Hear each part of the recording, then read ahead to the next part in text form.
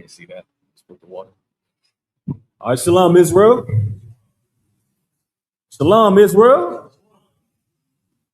So we titled this lesson "Happy Dependence Day" because it's not a day for independency when it concerns our people. When you look at the condition of our nation and the state of mind, the condition as far as financially, spirituality, as far as economically, what business do we have celebrating Independence Day?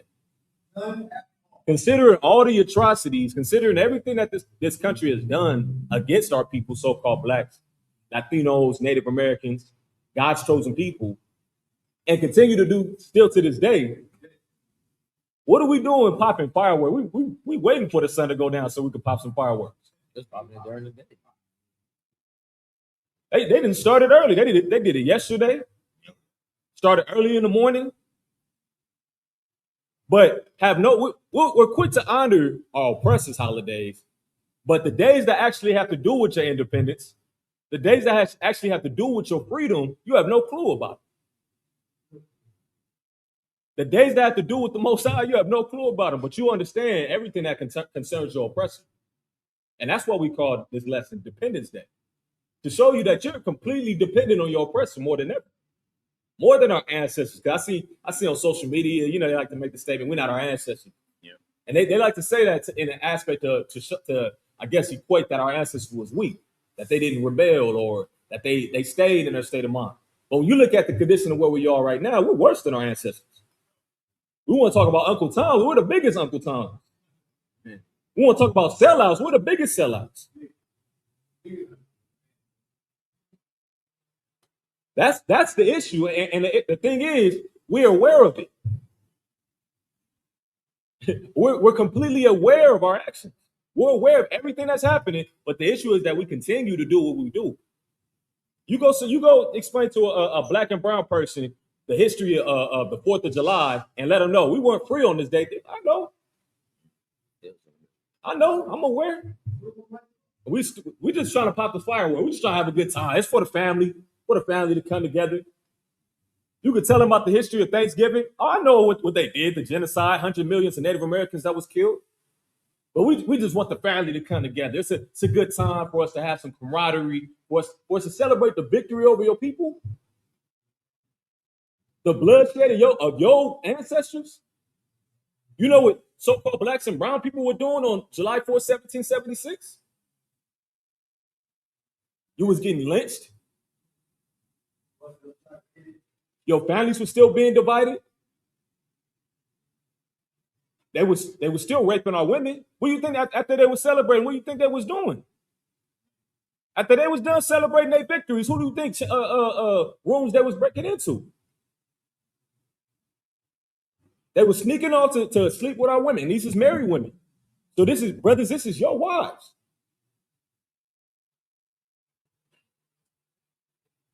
But we're going to celebrate Independence Day. We're going to celebrate the independence of the United States government separating themselves from Great Britain. Let's get into some history. Let's go into the book of 1 Samuel chapter 8, verse 5. Because I want the prime thing that I want to discuss today is making the difference between what is independence and what is dependency. How do we go from us having full reliance of the Most High to us being fully subservient to our oppressor? How the Most High aided us in all our battles, how the Most High aided us in all our success and everything that made us prosperous. But now, in a sense, we got to go to our oppressor for everything. To even get an education, for you to educate yourself, you got to go to your oppressor. For you to get food, for you to get water, for you to start a business, you got to go to your oppressor. For you to teach your own children, you got to go to your oppressor. In every aspect, we become fully subservient to our oppressor. We completely strayed away from the direction that our ancestors was trying to head toward. Immediately after we received civil rights, quote unquote, we completely digressed. But the issue, the thing that we're trying to do today is this is a wake up call. It's important for us to be aware of what occurred within this country and how we can make this right and reverse the damage that's been done. Let's go to 1 Samuel chapter 8, verse 5. The book of 1 Samuel chapter 8 and verse 5.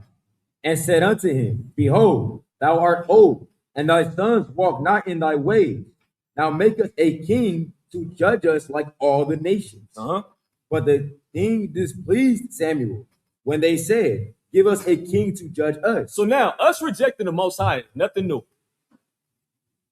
Us rejecting the Most High is nothing new. They say, look, get Samuel out the way. Samuel old. He's not able to lead us. We need a king. Keep reading. And Samuel prayed unto the Lord. And the Lord said unto Samuel, Hearken unto the voice of the people in all that they say unto thee. For they have not rejected thee, but they have rejected me. He said they didn't reject you, Samuel. They didn't reject you. They rejected me. They offended me with this request. But he said, whatever they're requesting, just give it to them. This is going to be a lesson for them to understand what happens when they stray away from me guiding them, from me being their father, from me being the one that provides for them, and them allowing another man to provide for them. This is what's occurring. This is like the start of it. Because why? Why do we want a king? Because we want to be like the other nations. We've seen the Moabites that had a king. We've seen the Edomites that had a king. The Egyptians, they had Pharaoh. All these other nations that was around us, they had a king. We want to be like them. So yeah, we need a king. But what did God say? He said they didn't reject Samuel, they rejected me. And we did that plenty of times. Get John chapter 19, verse 13. It's not the first time we rejected Christ. So 19, 13. This book of John, chapter 19 and verse 13. When Pilate therefore heard. One second. Hey, Tahar, you mind shifting this over a little bit? Jack over here, hotboxing frankincense. Read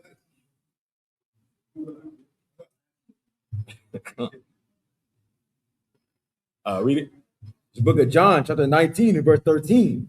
When Pilate therefore heard that saying, he brought Jesus forth and sat down in the judgment seat in a place that is called the pavement, but in the Hebrew, Gabbatha. And it was the preparation of the Passover, and about the 6th hour. And he said unto the Jews, Behold your king. But they cried out, Away with him. So look, we rejected Christ way back in the beginning, before there was David, before there was Saul. We rejected Christ. We rejected the Most High. But now we fast forward, Christ comes in the flesh. And now he's letting it be known. He's like, look, it's not your king, it's the king of the Jews. But what does Israel say? What did they say? But they cried out, Away with him, crucify him. This is those same people that said they plead the blood of Jesus, that say they love their Lord and Savior, that say they do anything for Jesus. This is the same people. The same people that Jesus fed. Those thousands of people that he fed, this those same people. Those same people that he healed from all those ailments. The same people that he rose from the dead, the same people. See, all those people. He's those same people.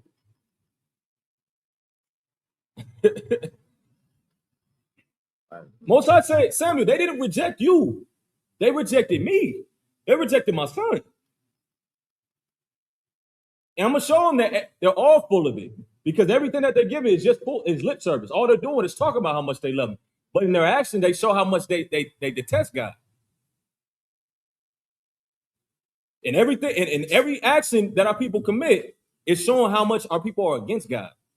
And how much we'll uphold the traditions of our oppressors more so than we'll uphold God. Just in the simple fact, if you celebrating 4th of July, it shows how much you trust in your oppressor more than you trust in God. And it might appear to be a simple day, but when you consider the history and you're aware of the history of everything that transpired, it's a reflection of your character and it's a reflection of who you are as a person and how you feel about your ancestors. That's why God, he said, look, Samuel, They didn't reject me. They didn't reject you. They rejected me. And it's showing, keep reading in John.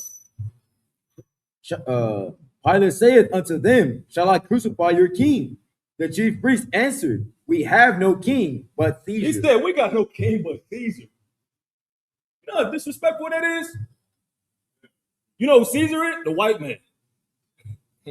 Our oppressor. Christ came here to free you. We know the truth shall make you free. He said, I came that they all may have life. Isn't it? Christ came here to free you. And we rejected him. He said, we don't got no king but Caesar. Our oppressor. That's our king. And you may not verbally say it yourself, but your actions show you that. Your actions show that's how you feel, that you have no king but Caesar or the president of the United States, so on and so forth. That's how you feel. We have no king but Caesar. Read that again. Verse 15, but they cried out, Away with him, crucify him. Pilate said unto them, Shall I crucify your king? The chief priest answered, We have no king but Caesar. But think about this. Think about how sick we was as a people. Israel had a choice to have somebody else get crucified. Yeah. A murderer. And everybody let the murderer go free. They let Barabbas go. Let Barabbas go free. They wanted Jesus killed. A man that healed everybody, a man that came peaceable. That told you, look, all I want you to do is get aligned with the Father. I just want you to change your life. Sin no more. Love thy neighbor as thyself. Love the Most High with all thy heart. How does a man that teaches nothing but peace become the enemy of everybody? Because our people are mentally sick, because we're still under the system of our oppression. We're still under the mindset of oppression. That's how slaves think. We're conditioned to love our oppressor. That's how you stay a slave. That's how they kept us as slaves. What do you think happened to our ancestors that fought against slavery? You think we didn't fight? But they was at odds against people that wanted to stay in slavery. They was at odds against their people. That's why it went against, they faced so many issues. It wasn't the slave master, it was their people.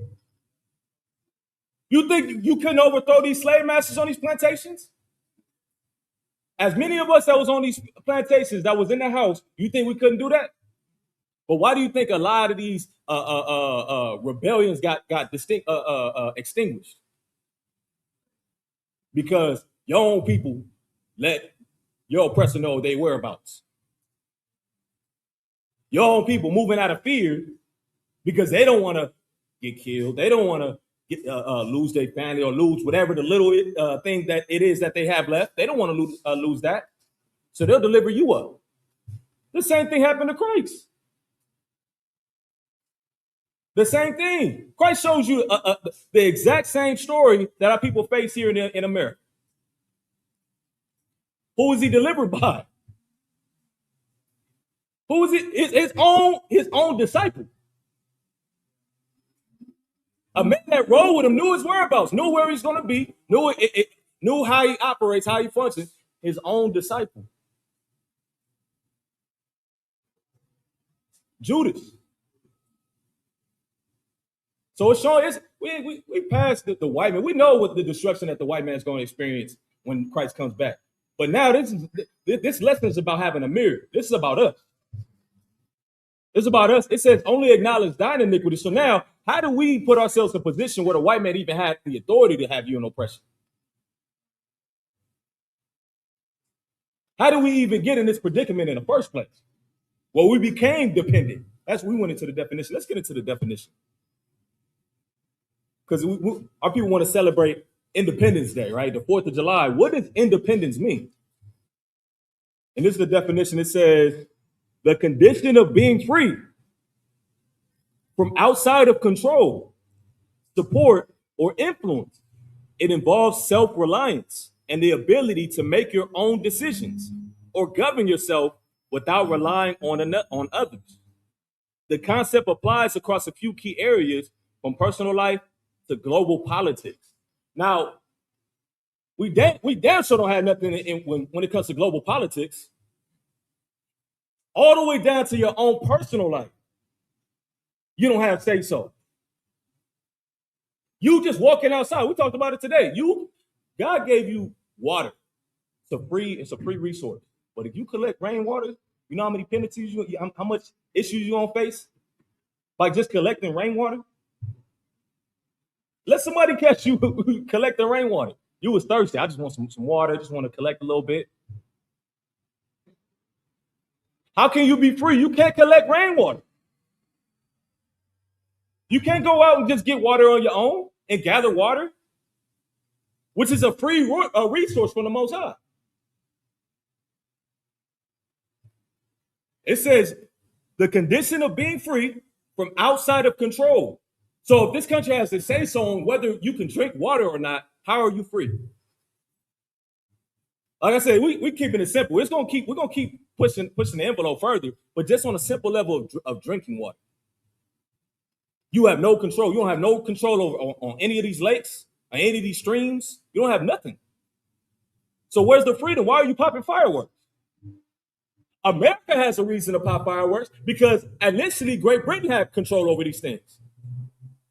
And they, after that war, and them signing the Declaration of Independence and them declaring war against Great Britain, now they have to say so over these streams and over this water and on these taxes. So now they have a reason to celebrate. But why are we celebrating? Like I said, the water, the plantation, you was working on those crops. You didn't own those plantations. I can see if you own these things and you had a say so against Great Britain, and you have all reasons to celebrate.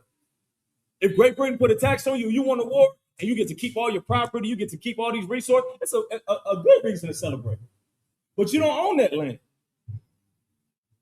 You don't own none of those. You don't own the tobacco plantations. You don't own the cotton plantations. You don't own the sugarcane plantations. You don't own none of that, but you were picking the cotton. But we're gonna say, God bless America. We're gonna celebrate, we're gonna pop fireworks all night with all our might, with all our heart and all our soul. And have a good time. Put some pork on the grill. Do everything against God. But we're gonna uphold our oppressor.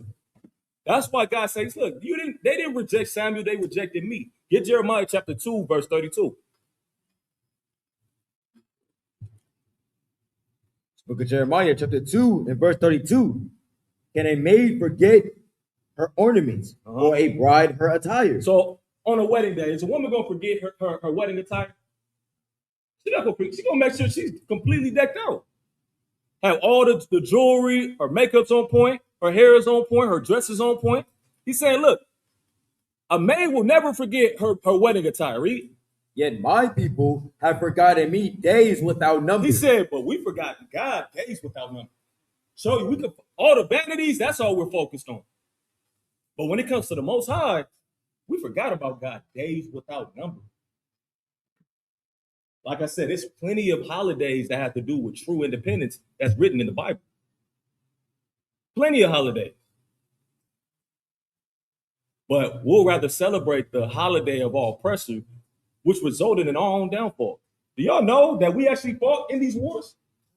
We fought in the Revolutionary War. We fought in the War of 1812. We fought in the Civil War.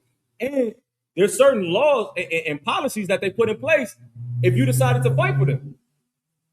They told you that you would be free if you fight in our war. America promised that, and Great Britain promised that. You know what happened after the war was over? You went right back into slavery. You know, your slave master, because they was cowards, so what they would do is they had an ability to hire their slaves to go fight the battles for them. So if let's say they was drafted to go fight, or they were enlisted, they didn't have to fight if they had slaves. They could get Iraq. If you was one of their slaves, like, hey, you go fight that battle. So you was fighting in their wars. You was fighting for this country. You go die for our country. While he was sitting at the house chilling. You excited? You won. You won a Revolutionary War. You done won the War of 1812. You done came back home. You thinking you about to get your freedom paper. Boy, if you don't get back on that field, he thought he was really about to be free. And then we thought we was gonna jump sides and go to Great Britain. You thought Great Britain was gonna free you? Our people managed to escape from America, and then we ran into a whole nother oppressor, a whole nother monster. You thought you was gonna go to England and try to set up over there, right? Which we did. A lot of us escaped, and we went all the way to Europe, but didn't have no resources, no materials in order to build. So what happened? You went into slavery over there too. Who you think built up London? Who do you think built up these major cities?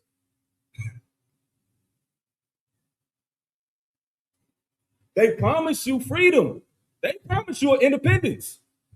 And they took back their word every single time. Every single time. After 1776, after they signed the Declaration of Independence, after they went to war, they took back on that word. War of 1812, when France and America went against Great Britain again. They said, look, if you enlist, you fight for our wars, we're going to free you. They won that war. We're right back into slavery. Civil War. We're going to abolish slavery. We'll abolish slavery if you fight for us. You got to look at a lot of the history of how they even treated a lot of our brothers that enlisted in the military to fight these wars. We fighting for your freedom, but look at how they treated us. Completely disrespected. You was fighting the hardest battles. They had you in the heat of the battle. You was the one that was really winning the wars. The real people that was on the front lines was black people. In the British military, Native American Indians, they had us warring against each other at the same time. Who was on the front line? It was God's people. To your point, what makes it even worse, when they put our people on those front lines, they didn't equip us with the same weaponry that they equipped their main force. They equipped them with pikes, they put them with farming tools, and just threw them in the front line to be essentially meat shields. But you know what's crazy? We still managed to be successful. We still managed, based off of the minimal resources that we had, we still managed to be successful with what we had. That shows you the nature and the spirit of God's chosen people. But now we got to stop investing in a nation that doesn't care about it. Get Lamentations chapter 4.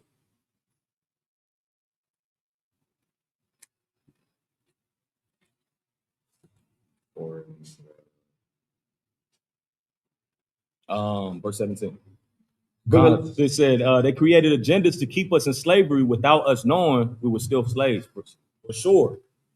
And we're going to actually get into that. The black codes, Jim Crow laws, a lot of the laws that were passed prior to the Civil Rights Act that was passed. But it was a lot of laws following Emancipation Proclamation. There was plenty of laws that were set in motion by the U.S. government to keep you a slave. Only thing they did was change the terminology of what considered you a slave.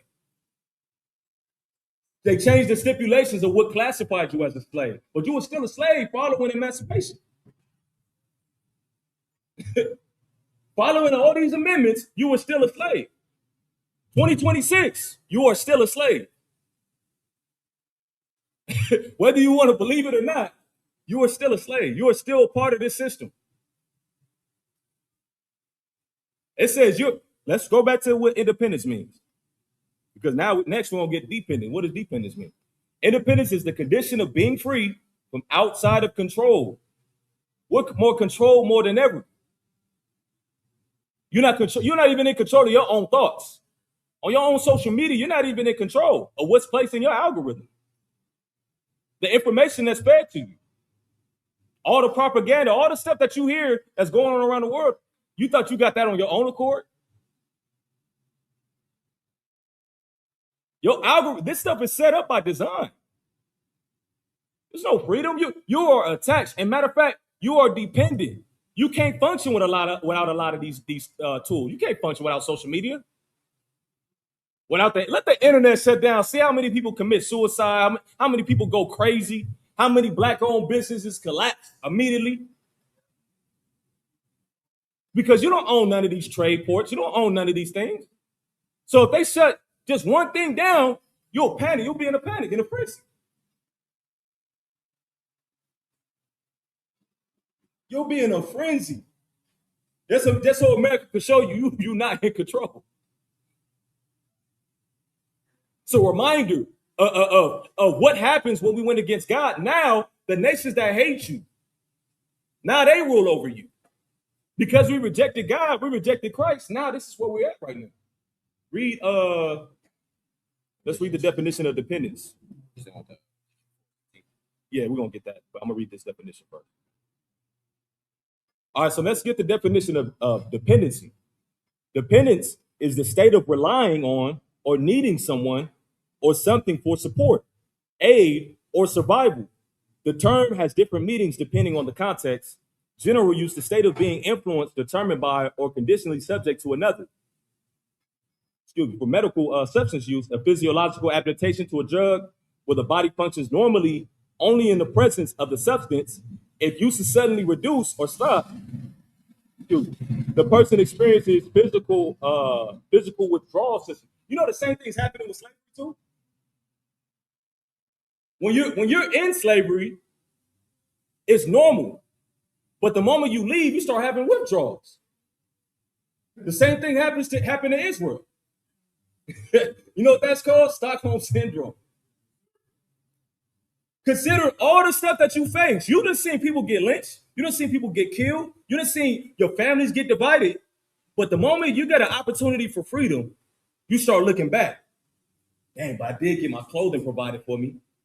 I did, although my shoes is falling off the bone, they did provide me some shoes, something to put on my feet. Now you telling me I got to get all this on my own? Oh, no, we're going back. We're going back to Pharaoh.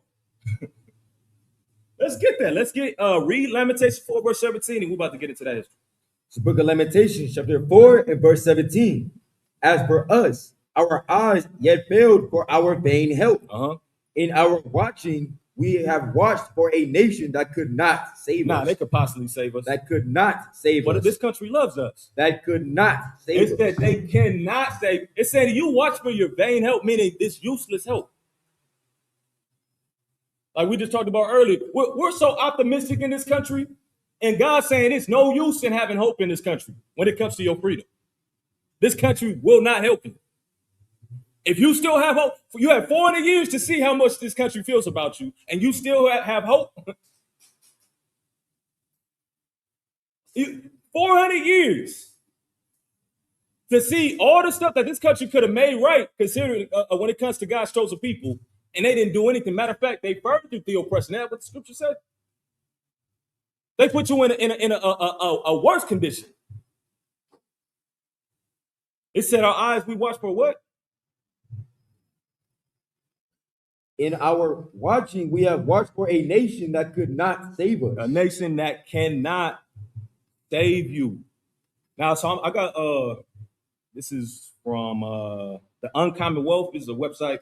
And this is about black patriots. So those that enlisted in the war for the War of 1812, following the Revolutionary War, so on and so forth. What did they receive for their hard work, for all that they've done, contributing, toward the development of this country, right? So now, for those who fought for the Continental Army, the U.S., it says the promise of freedom was deeply inconsistent and frequently broken. The fortunate few, so meaning the remnant, of somebody that possibly got something from it, it said enslaved men who joined specific state regiments that legally guaranteed manumission, such as the 1st Rhode Island Regiment, were officially freed at the end of the war, with the government compensating their former owners. Some states, like Virginia, had to pass specific legislation in 1783 to protect veterans from owners who tried to re-enslave them after they returned from the battlefield. Widespread betrayal. So many enslaved individuals served as substitutes for their owners or their owners' sons under the verbal promise of freedom. Under the war ended, numerous enslavers went back on their word and forced these veterans back into slavery. So now it said a remnant. How many of you think that was? When you consider the majority of those that fought had to go back into slavery,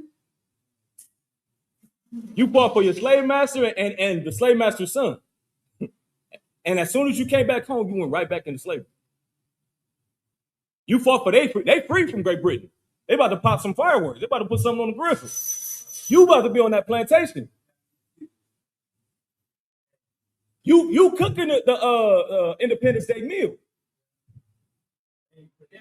Matter of fact, you on the grill. And we just holding tradition. That's why we on the grill. Huh? We just sticking to tradition, huh? Let me see. Hold on.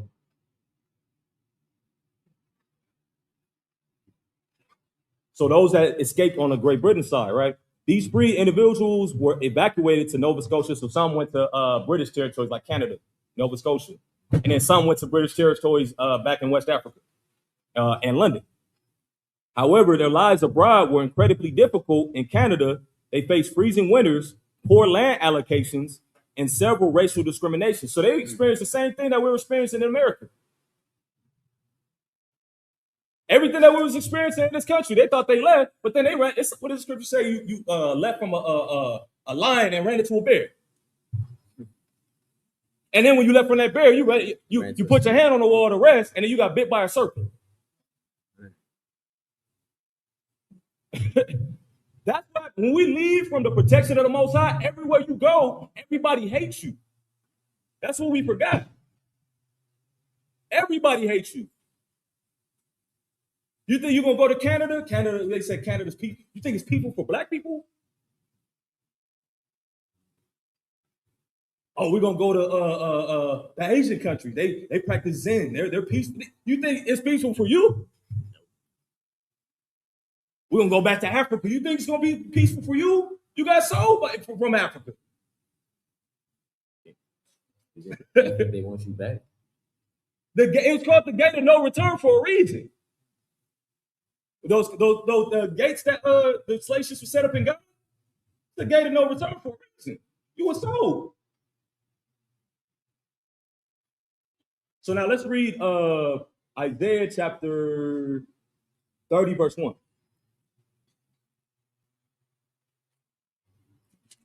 It's the book of Isaiah, chapter 30 and verse 1. Woe to the rebellious children, saith the Lord, that take counsel, but not of me, and that covered with a covering, but not of my spirit, that they may add sin to sin. So we continue to perpetuate the same thing that we've been doing for the past years. Continue to add sin unto sin. Not even, the thought don't even cross our mind, like maybe we should turn back to God. Everybody hates us, everybody's against us. God tells you he's for you, but it never crossed your mind. Like maybe I should listen to what God's been telling me. He said, you've been taking counsel, but not of me. I'm giving you the solution. You think your oppressor's gonna give you the solution? He said, you want freedom? I'm giving you true freedom. What does it say? Know the truth, and the truth shall make you free. Meaning this word is how you get free. Meaning when you apply it, that's what real freedom is. We read the definition of independence. Our people actually had independence when we follow God. Everything that we listed were the Israelites that left Egypt. They had independence. But God said something about, but there was an issue with those Israelites that left Egypt. How were they thinking? What does it say? Woe to the rebellious children, saith the Lord, that take counsel, but not of me, and that cover with a covering, but not of my spirit, that they may add sin to sin, that walk to go down into Egypt. To go where? To go down into Egypt. Reading? And have not asked at my mouth. Meaning they want to go back to oppression.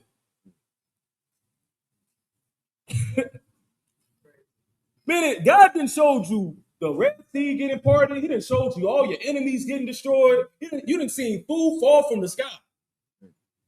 Y'all seen that movie Cloudy with a Chance of Meatball? You haven't really seen that. Y'all, you literally seen food fall from the sky. Who was murmuring to God, like, Lord, I'm hungry. The Egyptians fed us. Lord, like, look, give them food from the sky. Everything you need, I'm providing it to you. What else do you need? Lord, I'm thirsty. Moses, hit this rock. Moses, speak to this rock. So on and so, whatever, if we needed water, we didn't have to go to the white man for water. We didn't have to go to the Egyptians. Moses, I said, I'll make sure you're hydrated. I know the journey's far to get back to freedom, but just know that you're taken care of. But when it's a psychological study that humans stick to patterns, whether they're good or whether they're bad. Humans stick to patterns. So if you are coming in and a person's accustomed to abuse, they're accustomed to drugs, they're accustomed to what, alcoholism, whatever it is. If you're telling them and you're providing them a different way, they're not going to be easy as far as accepting that information. That's why they gave Moses a hard time. They drove Moses to insanity. And so Moses wasn't even able to see the promised land. These same people delivered Christ to be crucified. Do you know Pilate had the authority to say no? But you know why he didn't say no? Because he knew what was going to happen if they said no, that Israel's going to be in an uproar if they didn't crucify Christ. You know how crazy that is? To know that you have the authority, but over these people, these black people, these are black Hebrews. You have the authority over, but you're going to let them kill their king or allow their king to be crucified to keep the peace. Because you know they're going to be in an uproar about him not being killed. You got to think that, like I said, whether it's good or bad, we stick to patterns. We've been so conditioned to slavery that we fight against anybody that's trying to free us. And we're not even aware that we're doing it. Think about any leader that came up and tried to free you. What happened? What was their fate? Think about Malcolm X. Who was he killed by? Whether we want to say the FBI had influence or the CIA had influence, who killed him? We want to say the Nation of Islam. What race of people were they? His own people. We want to talk about Nipsey being a revolutionary, so on and so forth. Who was he killed by? He's from the Rolling 60s, right? He was killed by somebody from the Rolling 60s. We want to talk about let's name some more people. Not Martin Luther King. Not Martin Luther King was killed by. Fred Hampton. Killed by I believe it's William O'Neill. I believe that's his name. He wasn't killed by him, but he was set up. He gave him the whole floor plans of his apartment. He let him know how many people are protecting him.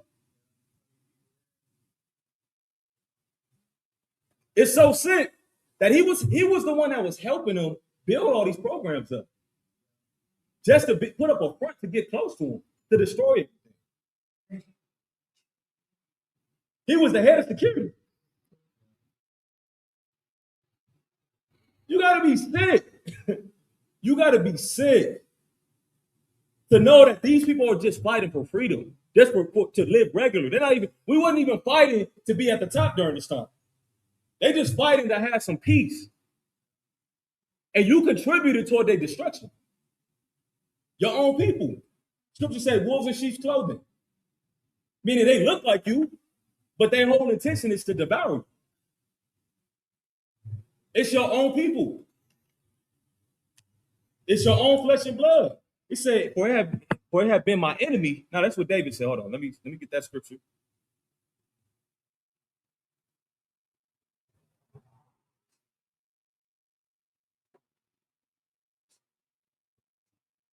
Get that scripture. Get Psalms 55, verse 12. Psalms 55 and 12.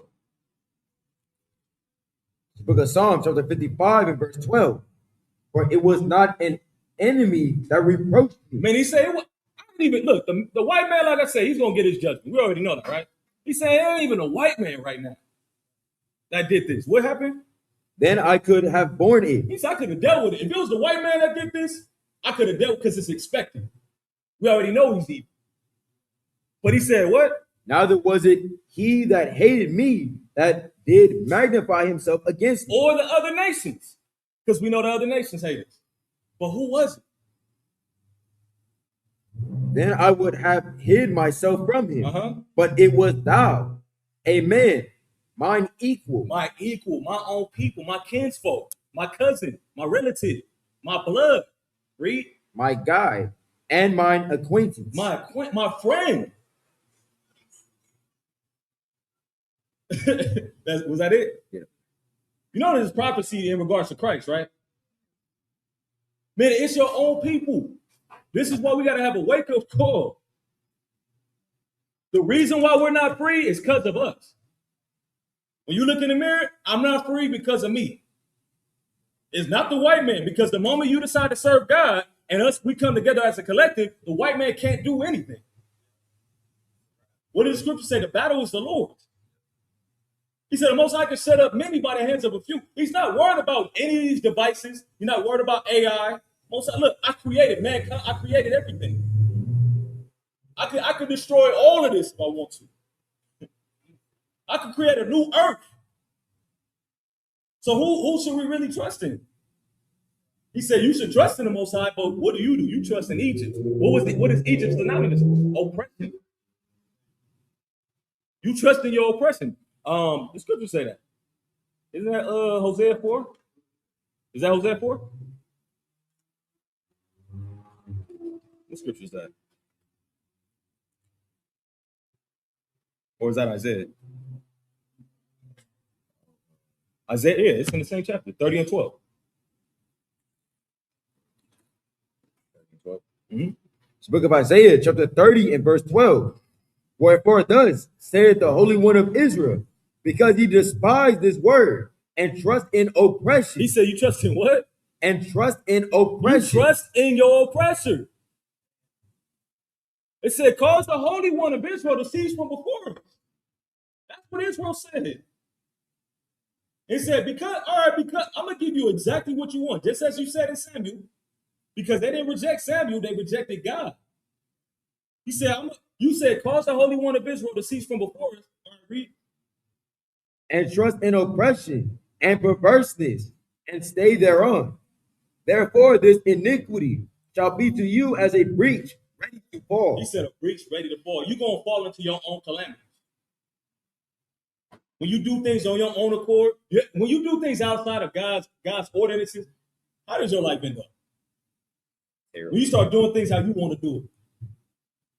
The moment you start stepping out of how God set it up, your life is in disarray.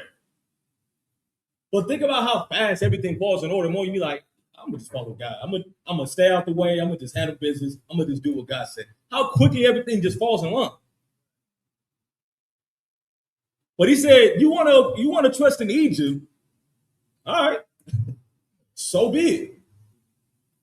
Let's see how Egypt feels about you, even though you know how they feel about you. But let's make it happen. Keep reading.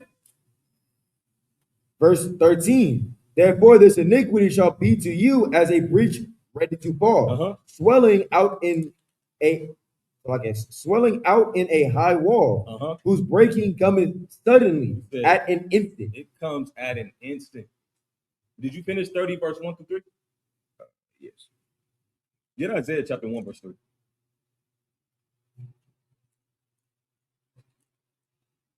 It's the book of Isaiah chapter 1 and verse 3. The ox knoweth his owner, and the ass his master's crib. So now these are two animals. Two dumb animals, actually. It says they know they own it. They'll recognize you. If they get lost and you just find it, they'll run back to you. They'll recognize you. But it says what? But Israel doeth not know. So-called blacks, Latinos, and Native Americans do not know how to get back home.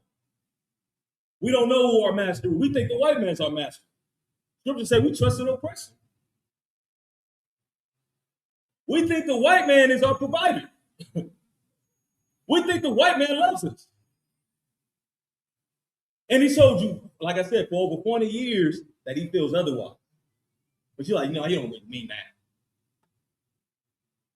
He done lynched you. I got a book, because we're going to dive into this book. 100 years of lynchings. This is a collection of documented lynchings. So not even considering the lynchings that were undocumented and all the atrocity that was committed against our people that went undocumented. But this is like a lot of just gruesome things that was done to our people. Look, I'm going to show you one.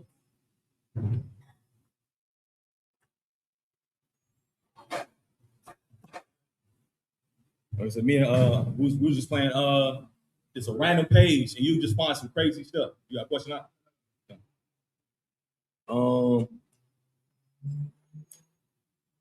Let me see. Let's find a short one.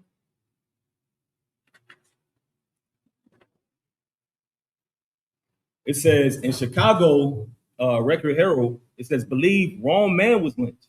In Birmingham, it says May 11th, a Negro supposed to be James Brown, accused of assaulting Miss Della Garrett of Springville, was shot and killed by a number of white men near Leeds, near here today.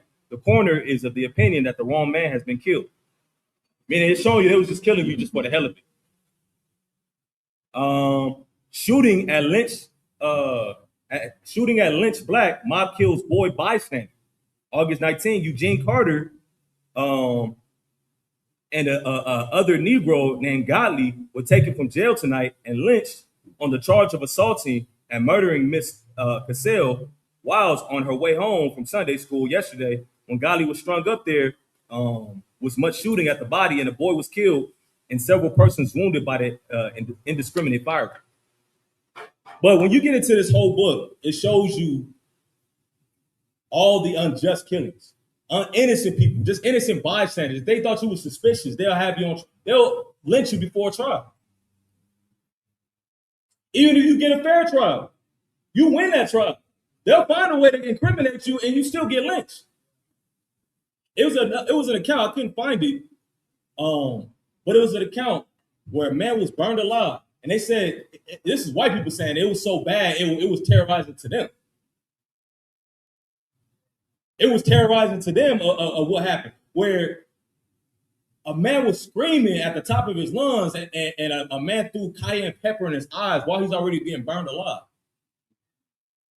Y'all know cayenne pepper is spicy.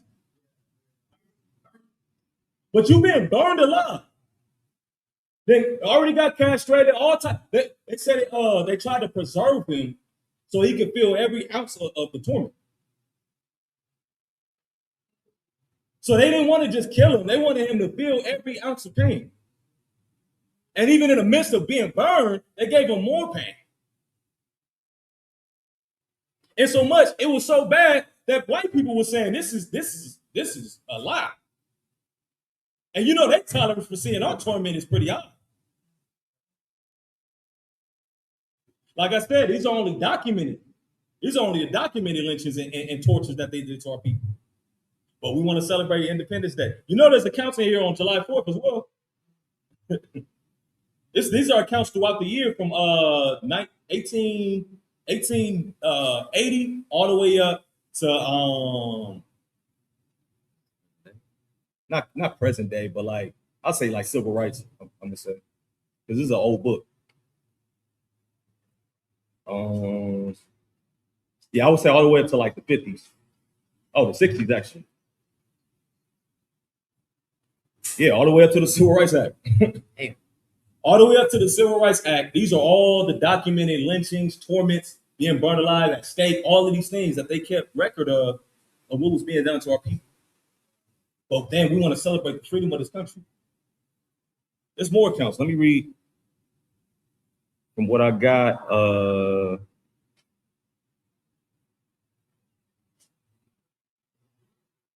Let's see.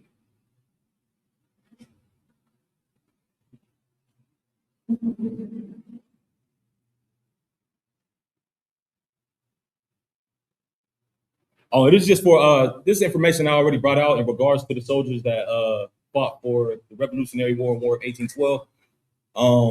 It's a document, Virginia General Assembly Act of 1783. And this was them, a policy that was put in place that if you fought for them in the war, they'll give you your freedom. But of course, we know the country didn't follow through or follow suit on that law. So that's just the Virginia General Assembly Act of 1783. Let me see.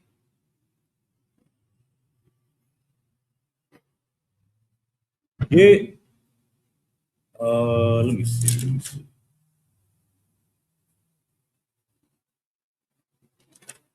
Give Exodus chapter 14, verse 10. 10. Mm-hmm. Book of Exodus chapter 14 and verse 10. And when Pharaoh drew nigh, the children of Israel lifted up their eyes, and behold, the Egyptians marched after them, Mhm. and they were sore afraid. And the children of Israel cried out unto the Lord. And they said unto Moses, because there were no graves in Egypt, that hast thou taken us away to die in the wilderness. So the moment we immediately get a little bit of adversity, we quick to go back. How you think Harriet Tubman felt? And they, what's the quote they said? I saved thousands of slaves, but I could have freed more if they only knew that they were slaves. This is what Moses was going through. They're like, Moses, did you just bring us out of Egypt just so we could go to a grave? It's like, look, how much do you trust in the Most High or not? And immediately the Most High wiped the Egyptians away. So it just shows you how much we need to rely on the Most High aside from our oppression. But we just see how quick we are to go back to oppression because we see a little bit of adversity moving forward toward us seeking freedom. Read that all the way down on your own time, all the way to verse 15. Just showing you that the Most High is going to protect you. Read Exodus chapter 16, verse 2. Book of Exodus chapter 16 and verse 2. And the whole congregation of the children of Israel murmured against Moses and Aaron in the wilderness. And the children of Israel said unto them, would to God we had died by the hand of the Lord in the land of Egypt. He said they'd rather die in Egypt. You know how crazy. Imagine you free the people that's telling you, I don't even want to be here. I don't even want no freedom. I don't even know why you brought me out of here. I'd rather be in Egypt. At least I had some clothing on my back. At least I knew when I was gonna get fed. It may have not been nothing, but at least I knew what time I was gonna get fed. At least I can expect certain things. When you go and step into the unknown when it comes to freedom, what do you got? You got faith. But it's way better than going back to oppression. At least you have the opportunity for gain. I think we brought this out before when it comes to like business or so on and even progress. There's two types of risk. You got pure risk and you got speculative risk, right? A pure risk means no matter what, it's going to be an issue. You're going to mess up. It's going to be a problem. But a speculative risk means there's a possibility I might run into some issues, but it's also a possibility for gain. So now when it comes to freedom, which one would you rather make? When you stay in oppression, it's a risk every day. You're just staying oppressed. But if you go for freedom, you might run into further oppression or you might run into actual freedom. Our people didn't want to take that chance. Or at least the ones that didn't want to take that chance stayed where they was at. Even in Israel, us leaving Egypt, they wanted to stay where they was at. And God showed us plenty of times that he was protecting us. He wiped our enemies right in front of us. He literally got rid of our enemies right in front of us. He fed us right in front of us. Read verse 16. Verse 16. This is the thing which the Lord hath commanded. Gather of it every man according to his eating, and omer for every man according to the number of your persons. Take ye every man for them which are in his tent. And the children of Israel did so, and gathered some more, some less. And when they did meet it with an omer, he that gathered much had nothing over, and he that gathered little had no lack. So now it said nobody lacked. When it came to the Most High, nobody was hungry. Your oppressor gonna give you the scraps. You know soul food is the scraps, right? Your oppressor's gonna give you the scraps off his table. He's gonna give you the crumbs. Most High said, look, whatever you can take, then you take that. As much as you can grab, as much as you can gather, that's all for you. That's what it's like being under the provision of the Most High. Being under the provision of your oppressor, he's gonna say the same thing, but it's gonna be scraps. After I'm done with my sandwich, as much as you can take from them crumbs, that's yours. When I kill this cow, whatever my family don't eat, y'all can have the little scraps, the little intestines that we not gonna eat. Y'all can have that. When they done eating that pig and the chitlins, y'all can have that. But that shows you how much we in Stockholm Central, and so much we turn that into a delicacy. Even fast forward to today, that's a delicacy. It shows you what happens when you stay. It's like We all got a homie that's been incarcerated. When he come home, he's still under that same mentality. Programming in the morning, still eating spreads. I'm like, bro, we don't got to eat that no more. still moving and operating as if you still incarcerated. Bro, you don't got to move like that. But all our people, we're that same person. We still incarcerated. So we still operate and function under that same system. Most I tell you, look, there's freedom. Yeah, but I'm gonna still, do what I got to do. You don't got to do that. There's another way. Read Mark chapter 7, verse 9. It's hot in here, man. Dang. 7 and 9. Mark chapter 7, verse 9. It's the book of Mark, chapter 7 and verse 9. And he said unto them, full well ye reject the commandments of God, that ye may keep your own tradition. He said you'd rather keep the white man's tradition. You'd rather keep all these worldly customs aside from the commandments that God gave you. God will tell you how to thrive. God tells you, if we all want peace, right? Everybody in here want peace? We want success. We want to win. We want the blessing. We want the promises.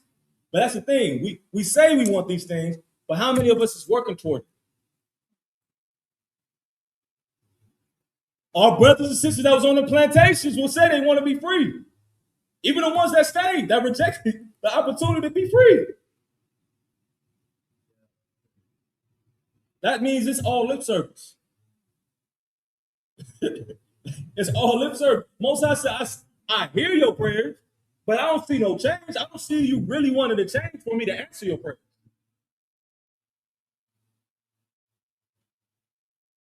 Recall it to your memory of how you even got here. You following your oppressors is how you got here. You following your own traditions and rejecting God is how you got here. You wanted to place your oppressor and put him above God is the reason why you're in this predicament. That's what Christ is saying. Read verse 9 again. Verse 9. And he said unto them, full well ye reject the commandment of God, that ye may keep your own tradition. For Moses said, honor thy father and thy mother, and whoso curseth father or mother, let him die the death. Right. So it says that you may keep your own tradition. We'll uphold all these holidays, as I mentioned, Thanksgiving. We're quick to celebrate Thanksgiving. We're going to make our best meal for Thanksgiving. We're quick to get our fireworks, damn near blow off our fingers for 4th of July. But there's celebrations of independence in the Bible. Of real black and brown independence. Let's go there. Let's get Exodus chapter 12, the first one. Verse 27.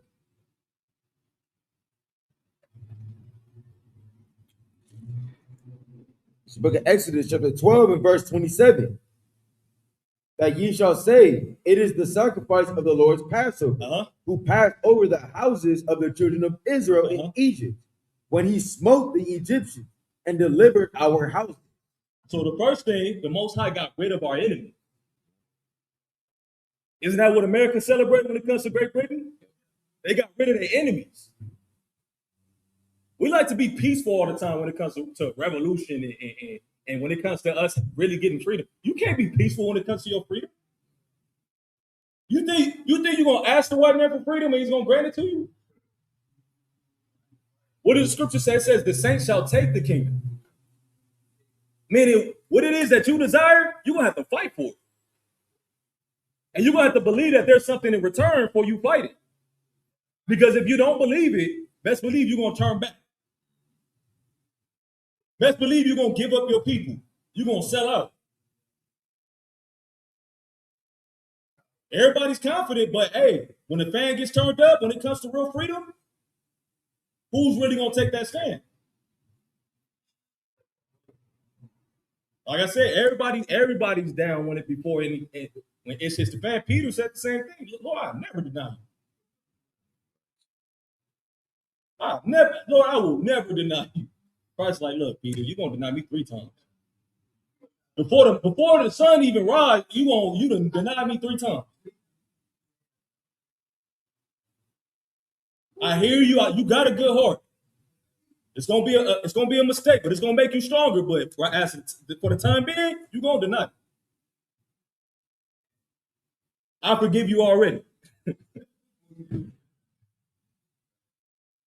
But that's an example to show you're not as strong as you think. And being aware that it's important for us in this present time to start strengthening ourselves too. To stay humble as well. Being prepared that if everybody in this room really wants freedom, know that it's a battle in front of you. If you want to see peace in your family, know you're gonna have to fight for that. You want to see love in the community, you want to see our people successful, you're gonna have to fight for that. We're gonna pattern ourselves just as America did when it came to Great Britain. What did America do when Great Britain opposed their freedom? They fought, right? So why aren't you fighting?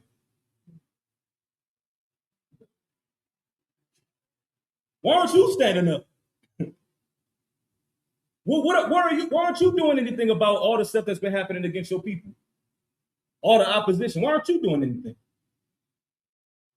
We want to celebrate their victories. Why not pattern yourself after them? Exactly what they did. America set a precedence, right? But so did the Most High in Exodus. We can continue to read that. And the people bowed their head and worshipped, and the children of Israel went away and did as the Lord had commanded Moses and Aaron, so did they. So this was a victory. Most High delivered us from our enemies out of the hand of the Egyptians. That's why we celebrate the Passover, because the Most High delivered us and passed over us and smote the Egyptians. It's a memorial. It's a memorial of our official independence from slavery. That night we left slavery. Why aren't black people celebrating Passover? Why are we not popping fireworks on Passover? That's lawful, right? Why are we not being ignorant on the Lord's Day? Why are we not partying as hard as we can with all our heart and all our soul when it comes to real independence? Well, you want to celebrate, like I said, you want to celebrate your oppressor's day. When our ancestors already set it up for us. Read 1 Maccabees, chapter 4, verse 52.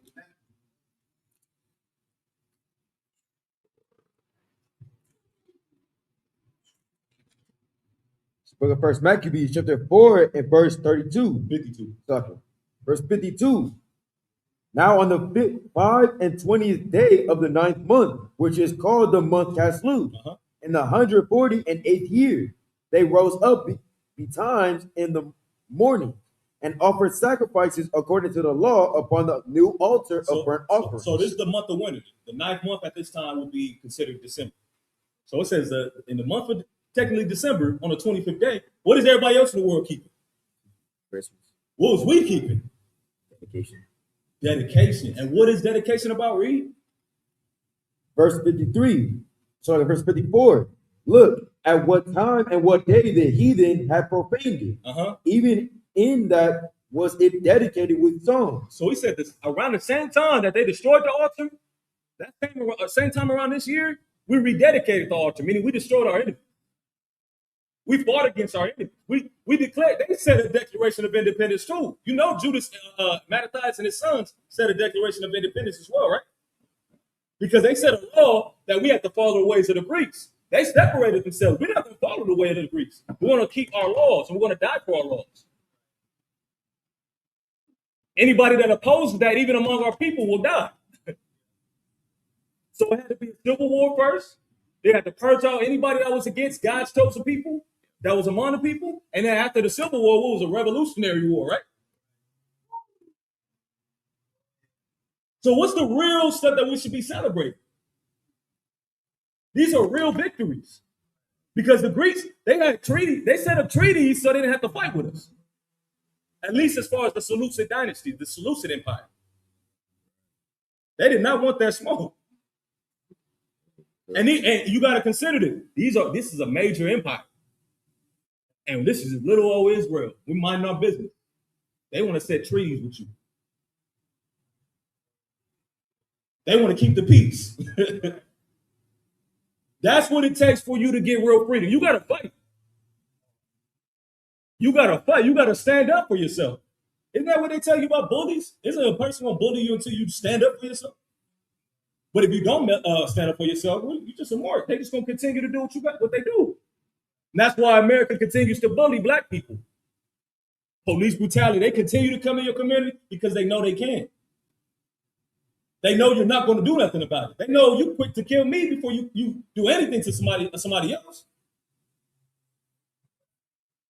They know you oppress each other before you go in a whole other community and do something. That's why they continue to do what they do. But the Maccabees wasn't going for that. They set the tone as far as, look, we're going to die for this. If I die on the battle, at least I fought for my people, for us to have, for our laws and commandments, for us to have freedom, rather than me live in hell, me live as a slave, me live in chains and shackles under a nation that can care less about me. You got to think about those things. But this is a memorial. Why are we not keeping dedication? Why are we not popping fireworks on December 25th in commemoration of the dedication of the altar? But we're not. We want to keep December 25th for Christmas, which has nothing to do with Christ. You know what Christ is keeping? Dedication. That's the irony in it. Christ was keeping dedication, you keeping Christmas. That has nothing to do with Christ. What else? Get Esther chapter 9, verse 21.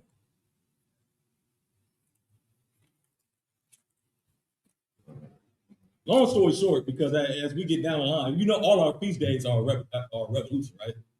Every single one of them. Every single one of our feast days has to do with us getting our independence. Every single one of those feast days is Independence Day.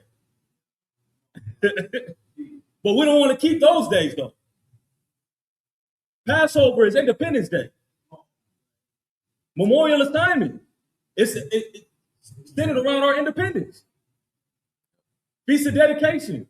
Hanukkah is centered around our independence. What else is it? Keep reading. It's the book of Esther, chapter 9 and verse 21. To establish this among them, that they should keep the 14th day of the month Adar, and the 15th day of the same yearly, as the days wherein the Jews rested from their enemies. From their who? From their enemies. They rested from doing what? They killed their enemies. They went to war. They fought for their freedom. Anybody that opposed their freedom, they had to fight them. We got plenty of examples of what to do, but for some reason, we always keep on picking up picket signs and going out begging for freedom.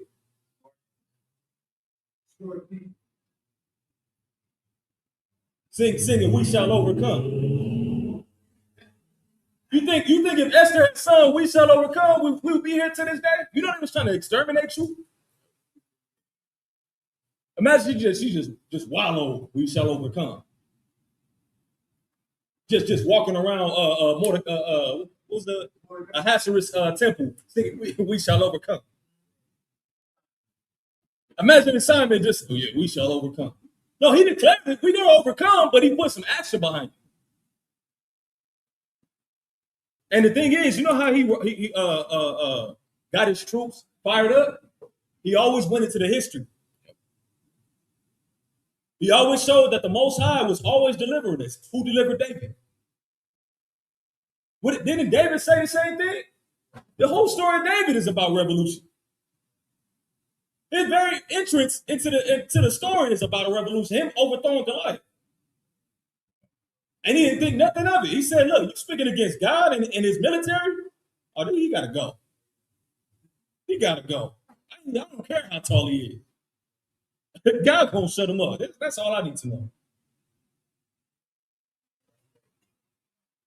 These are the stories that we got to start living at. I don't care about the War of 1812 or the Declaration of Independence. It don't have nothing to do with me. It don't have nothing to do with us. What are we celebrating? Keep reading. Come.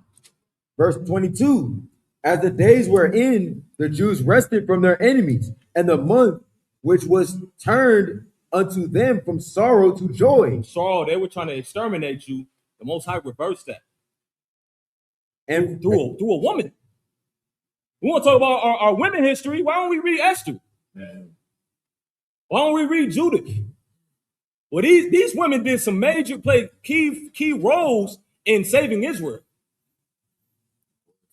Instead of popping fireworks on the 4th of July, why are you not talking about Esther?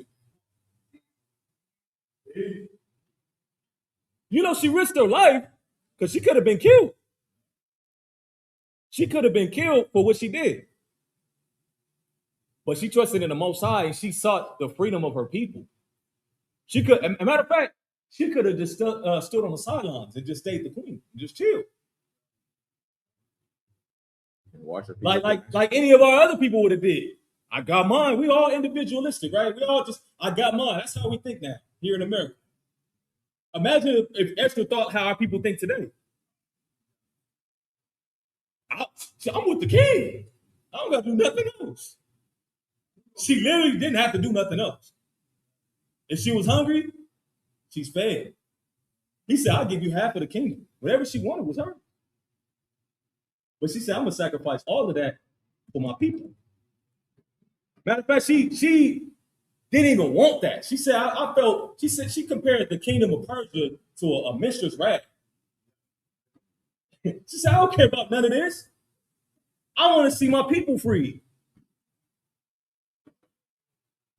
What good is it for you to have all this wealth if you know all your people are still being oppressed? And that's the same story as Moses. Moses was next to the Pharaoh. He grew up in Pharaoh's house. But none of that meant anything if you see your people being oppressed. What was the reason he left Egypt? He seen his brother being oppressed. He became a fugitive at that point for his people. All these leaders have the same story. Why we think it's going to change now that we're here in America? You think all of a sudden this is going to be a peaceful day? We just, hey, white man, can we have our freedom, please? I know, we got off on the wrong foot, but if we can just have our land back and we'll be all right. You think he's going to give you your land back just like that? It's so messy. They fighting over your land right now. It's two people that don't even really have ties to that land fighting over it. Two groups fighting over your land. And you think it's bloodshed over there. They bombing over there. You think if we just walk over there, can we have our land back?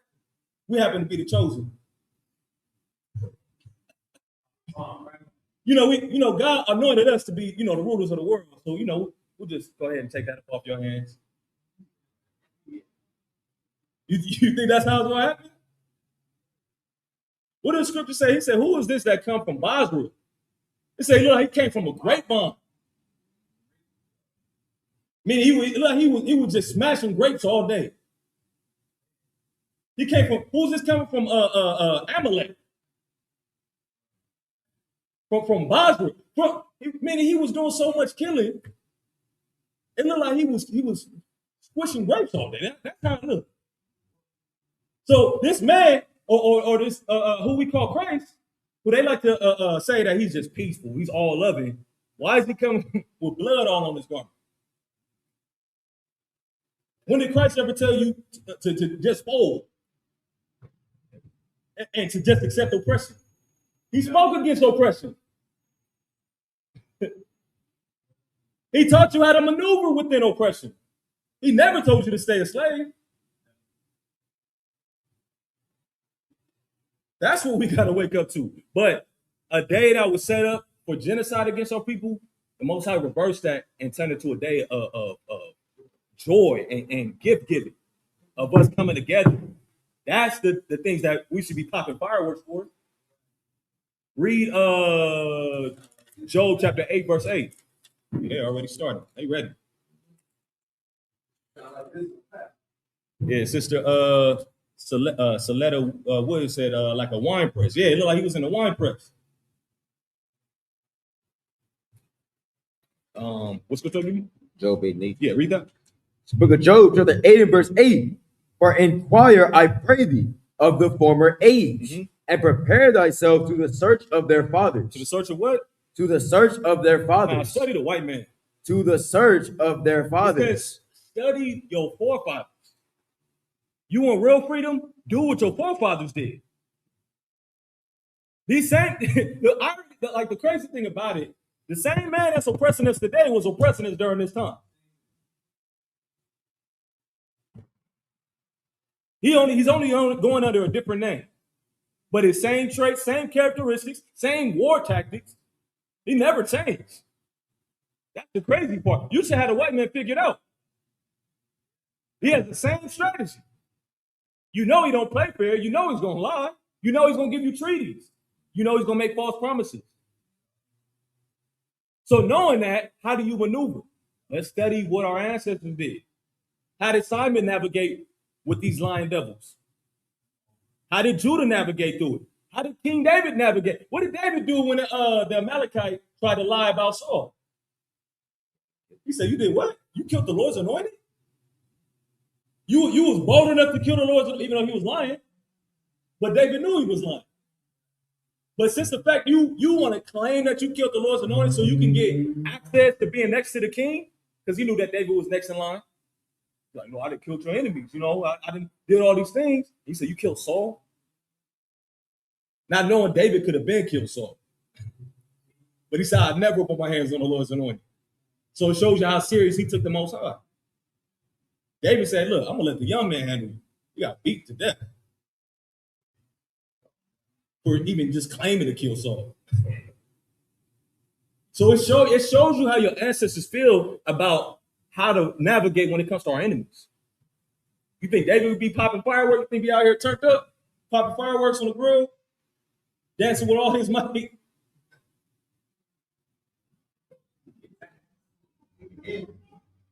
Boy, read Hosea chapter 4, verse 6.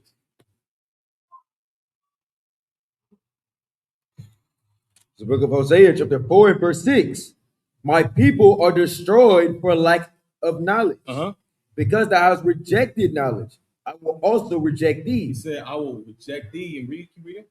That thou shalt be no priest to me. He said that thou shalt be no priest. And we're set up to be rulers. We're set up to be set apart. That's what the priesthood really means. Most High anointed us to be at the top. But it says, because you rejected him, he said, now you can't even have that right no more. I said, I had a whole throne prepared for y'all.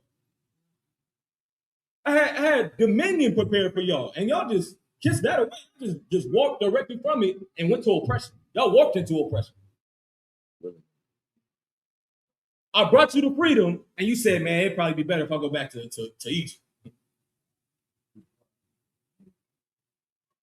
I done showed you the Underground Railroad. I done showed you the whole route. Follow the North Star to get to freedom.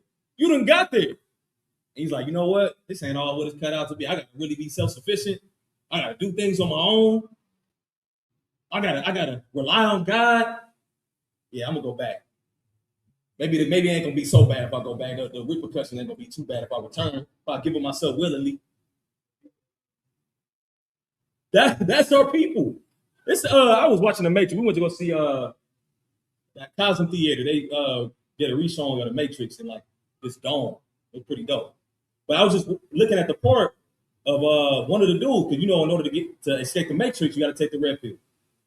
And that one white dude, I forgot his name.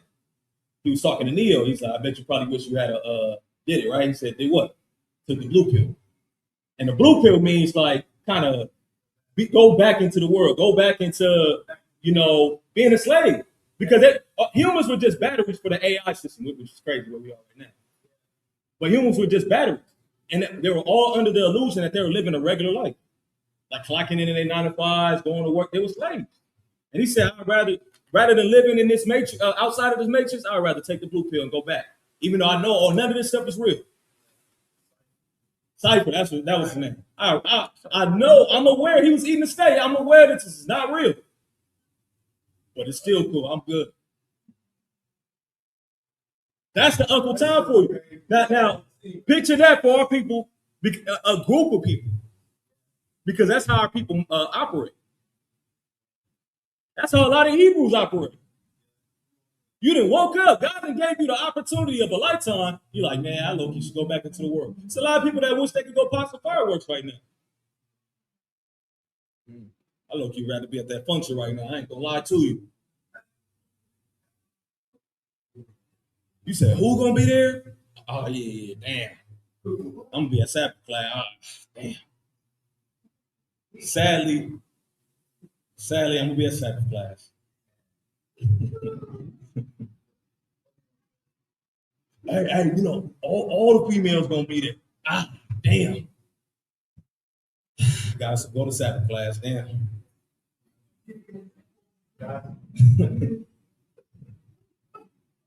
That's the mentality of our people. It's Hebrews. Trust me, it's Hebrew. Most I said it's wolves in sheep's clothing. It's Hebrew. I don't know if it's in this building. I hope not. Online? I didn't see some of y'all back out online. Oh shit, he talking about damn. Talking about Independence Day. Damn. I was just checking in. Most High said, look, it's wolves in sheep's clothing. If you really want freedom, you're gonna have to take that freedom. You're gonna have to go out there and fight for it. We got plenty of examples. Everybody set a standard of what it takes to get freedom. And it's never gonna come easy. Even after you get your freedom, you gotta sustain it. That was the issue that our people had, was sustaining the freedom. We know how to overthrow and overcome all that kind of stuff. But what happens when you get out of this situation? You gonna go back? Or you gonna finally consistently abide by the laws and commandments of the Most High? We read the book of Judges where they got right for like a couple of years, and they said immediately they sinned against God. They went right back into slavery.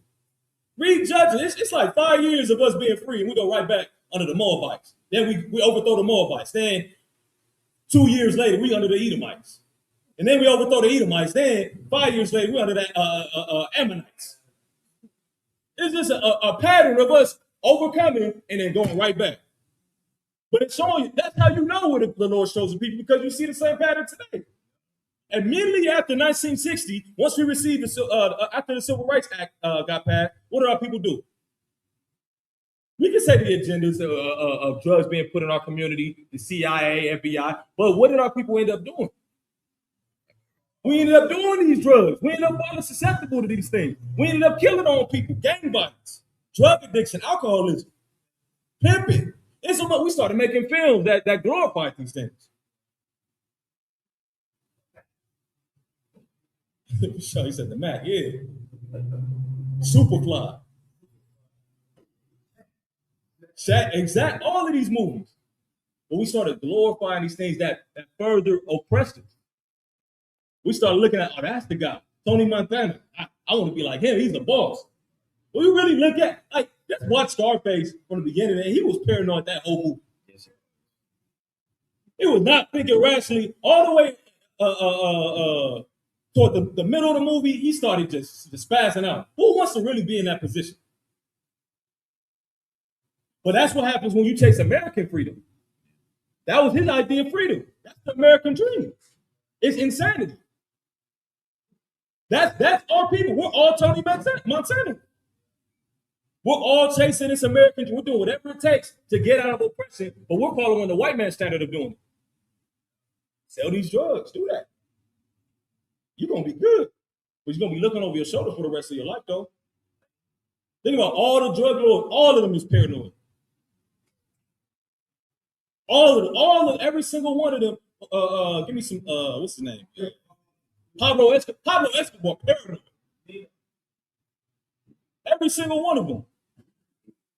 Frank Lucas. He ended up snitching. Yeah. Bobby Johnson. All of them. Oh, Bumpy Johnson. Oh, Big Meech. Yeah. Every single one of them. That's the American dream. Where it's temporary. Isn't that what Satan offered Christ? Yep. What do you think bowing down means? You think you just get on your knee and just bowing down? No, it's accepting the policies. of going under his guidelines. So selling drugs to your community, you destroying homes, you following Satan for sure. That's what it means to sell your soul. You done got all these riches. Y'all seen the show Snowfall?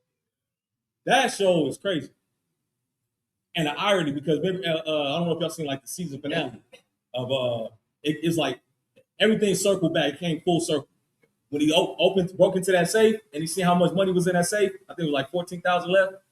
And that was the money that he started off with before he got back before he started the drug game. He didn't, and considering that's why he went crazy. He went crazy, started turning into alcohol. Because he's like, I killed all these people. My family's divided. I don't trust my uncle. I don't trust my cousins, my community, the gang members. Everything is destroyed, and it's all centered around him. Because he knew the recipe. He knew how everything worked. He was working with the CIA, who was funding the war. And it all came back full circle when he realized everything that he attained had a string attached to it. Everything. And his whole premise, everything that he stood for, he just wanted freedom. That's all he stood. When he was rejected from school and all these type of things, I just want freedom. I just want to be able to operate on my own terms and do what I want to do. The drug business offered him that, right? But it was temporary. He was able to make decisions, but what happened? Everything fell into shambles. That's the result of following this system. It's not just the drug business; it's rap. Because I was studying just the music business. Very few people have favorable contracts in the music industry. Very few. The people that you think are on point or on the top, they're in a tragic situation. Matter of fact, it's probably just 3 people. I'm gonna be honest. I'm gonna say the people that's probably when they say the big 3. When you look at their contract, Drake, Kendrick Lamar, J. Cole. That's it. And those are the only people that actually own their masters or have a favorable deal. I don't know if Drake owns his master, but I do know that everything following his new negotiated contract, he ended up doing it. But everybody else, 360s for sure. That's a whole nother form of slavery. We look at it because we see the glamour, we see the money that they flashing in the video, we see all the women, like, damn, I want to be like that. Not knowing they can sign it to the worst deal you could possibly sign to. You might as well walk over to pay them check cashing loans. Y'all know the APR rates and the interest rates at these it's like 300%. It's like 300, 400%. You gotta be insane. Like, you gotta be evil. You knowing people are here to just pay for a temporary fee, rent. They sold on rent. They sold on a car payment, so they're gonna take out the loan, knowing good and well they'll never be able to pay this back. You take out $1,000. What's 400% of $1,000?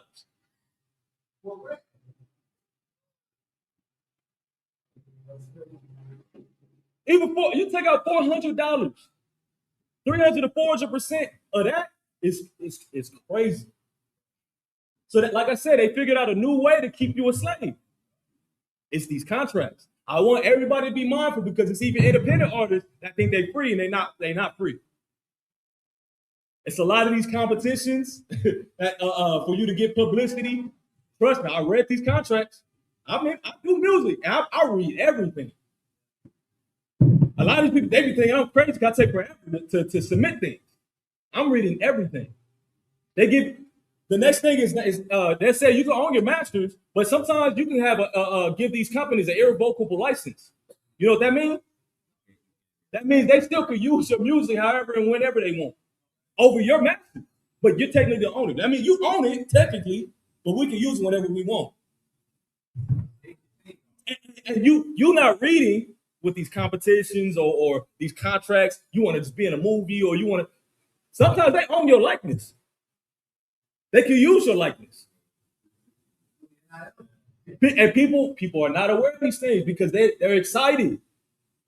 Trust you. Look, trust me. It's some contracts that's set up for just the average guy. Because sometimes they're banking on you blowing up too. They're like, and if you do blow up, we own something. And Esau so cold, we own all of it. They don't even want a piece. This whole song, I want it.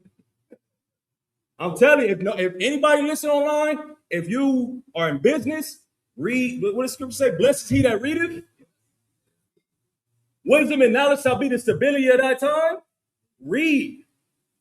Because it's not at the beginning of the contract. The beginning of the contract is showing you all the benefits. It's showing you everything that you're about to get. You get excited. Like, oh, hotels, everything's paid for. Get all that. Okay, that's cool. And then when you get to page 22,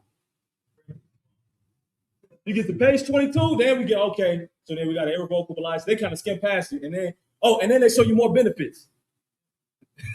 So you don't see the small stuff that's in between until it's time to talk about it. And we're like, oh, wait a minute, you signed a contract.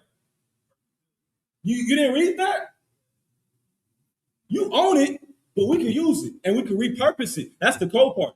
They can repurpose it. So now they can go under a different different company. So now let's say I'm not going to throw out random companies, but nonetheless, it's specific companies that are under other companies that you might not be aware of. And so now they can distribute your music to somebody else, a major label.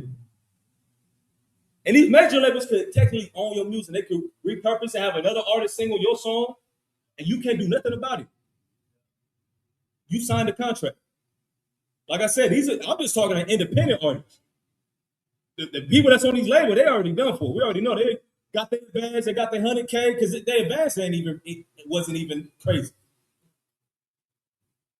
They just make it look good. But listen to all these interviews. Let all these artists tell you exactly the situation that they're in. They are not in a favorable position.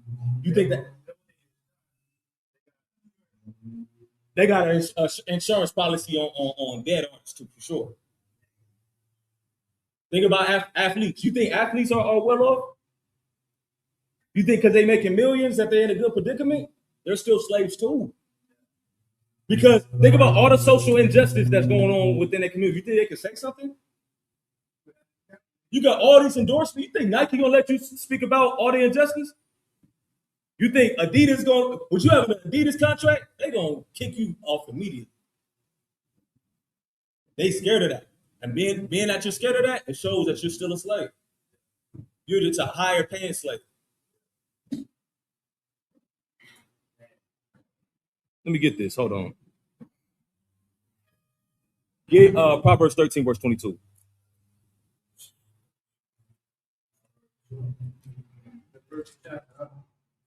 13. Yeah, but hold on. Let me just get this information real quick.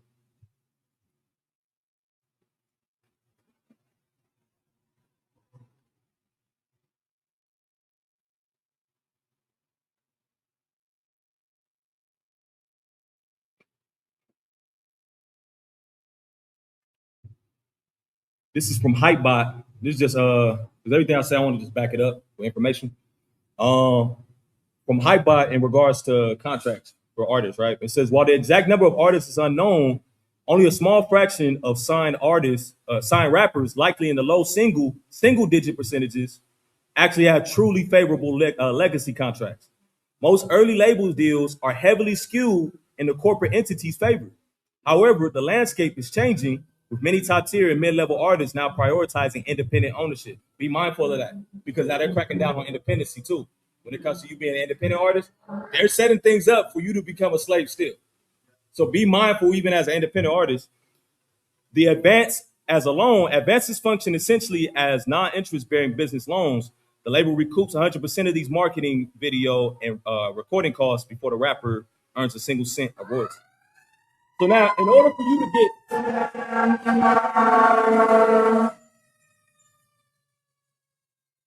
somebody already blew up their fingers. Crazy.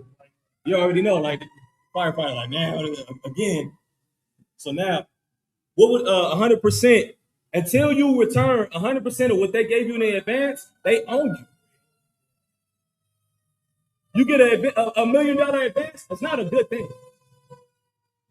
It looks like up front, it looks like a good thing. They'll give you that because they know you're gonna spend it immediately. And if that album flops, you're done for. Especially what's crazy, and we're gonna get into that. How much time we got? We got about 30 minutes. When you get into the streaming era, you know how hard it is to recoup money? In the 90s and in the early 2000s, they had tangible CDs that they would make money off of, and the artist will get a percent of that. With streaming, what are you getting from streaming? You know, it's a percentage of a cent per stream. Yes. You get a couple dollars off 100K streams. And how many people is actually streaming that song? People don't even listen to albums all the way through. How many people is listening to that whole project? At least during the time when they was buying tangible products. If they thought the album was trash, they still bought it. The artist still made money from it. Every party that was involved made money from it. But from streaming, you're not making nothing. You know what the money comes from? Doing shows. In order for you to recoup that money, you have to keep doing shows. And you know what else? It's going to cost for you to do shows. So you're in a rat race. You're in what is it called? The guinea pig on the wheel. You're on a hamster wheel. You're constantly taking. You got to borrow money to pay for these shows, in hope that you're going to recoup. All this is based off of hope. You're just hoping that you recoup. You can't tell me slavery. Slavery is just in another fashion. That's what the sister just brought out earlier. He said, "Oh, they think we just got to have them in chains. We're gonna show them all types of methods of slavery." LeBron James is a slave. Your favorite artist, your favorite rapper is a slave. Let them speak out against what's really happening.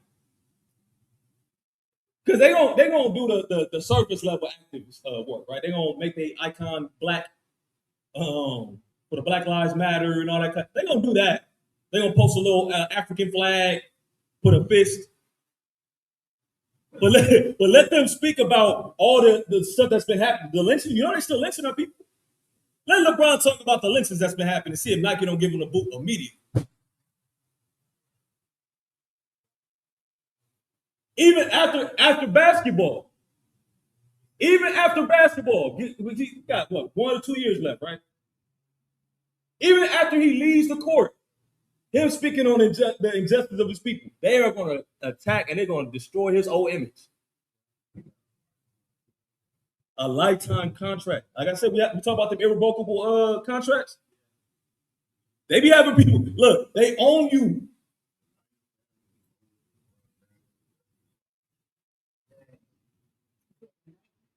You said which family? I'll let you.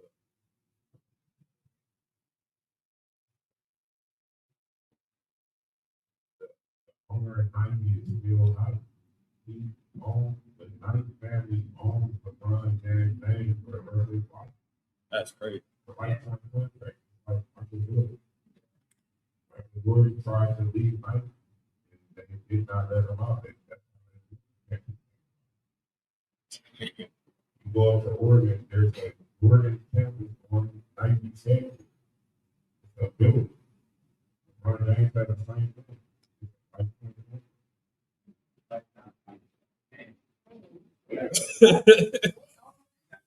That's, hey. You can't say that's not slavery. Who was during slavery? The Mandinka fighters? Yeah. That's what it was, the Mandinka fighters? Mandinka or Mandinka, one of them. Mandingo? I think it's two though. Because Mandinka is like still a tribal name in West Africa, but they said a Mandingo as well. Mandingo, they call it slave. So it was Mandingo. Mandinka. Okay, gotcha. So either Mandinka or Mandingo, we'll look into that. But nonetheless, those are the athletes during that time. They was fighting. It's two men fighting to the death, and they got treated technically how athletes get treated today. You would think they got treated well, but they are tied to that until their master's done with them. They still slaves. It may appear as us being lower slaves, but we look at them like, damn, they getting all the women. They get the best women. As soon as they done with their fight, they don't get the prettiest women. They're gonna get all the food that they want. They get to eat whatever the master wants to feed them. They get good food, but they're still tied to their oppressor. Let them go against what their oppressor say. See if they don't get killed immediately. You said, what was it, Django? It showed you what happened. Two brothers beat each other to death. Yeah, Get the master gave. Beer. a beard. For those online that didn't hear what the brother said, he was saying he literally fought another man to death, pulled his eyes out, killed him, and his reward for that fight was a beard. His reward was a beard. In the movie, the brother's referencing is Django. For Django Unchained, for those who haven't seen it, I recommend to check that out.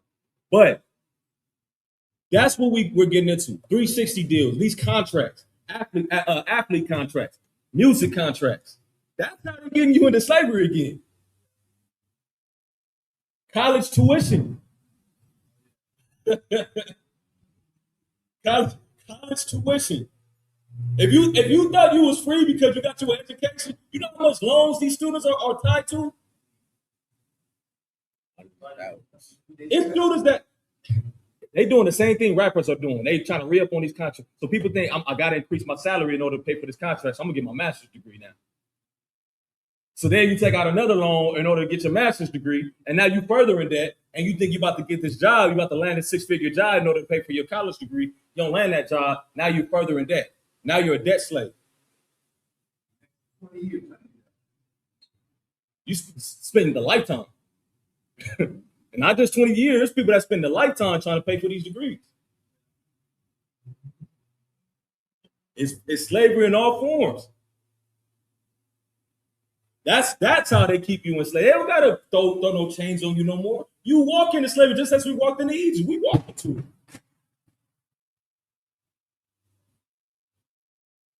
Read we're gonna end this.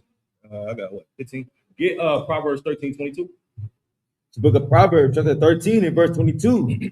A good man leaveth an inheritance to his children's children, and the wealth of the sinner is laid up for the He judge. said a good man will do what? He will leave what? Leave an inheritance to his He children's said a good children. man will leave an inheritance for his children. That's what it's really all about. Leaving something behind, a legacy. That's what the Most High wanted to set up for Israel. That's why he said, I'm gonna make sure you go to a land that flows with milk and honey.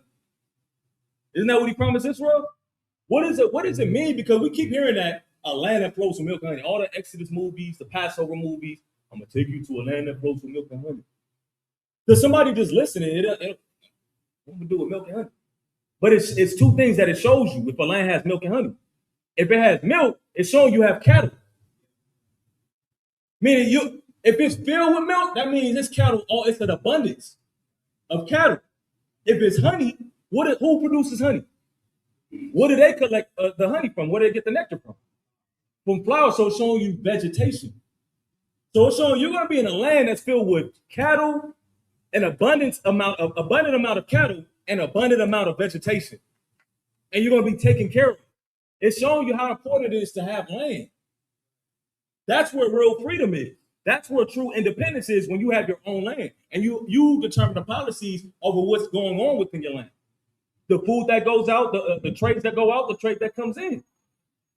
That's what the Most High was teaching us about economics. It started when we was in Egypt through Joseph, but he said, I'm gonna tell you, we're gonna do this on another level where I'm gonna have you in your own land and you could thrive in your own land and do these things. That's why it's important for us to have our own true independence, not depending on your oppressor. Just because you got this nice car, because we was talking about that too. Even these laws about ownership, you're not really even owning a lot of things, and the things are getting further away from you owning physical, tangible things.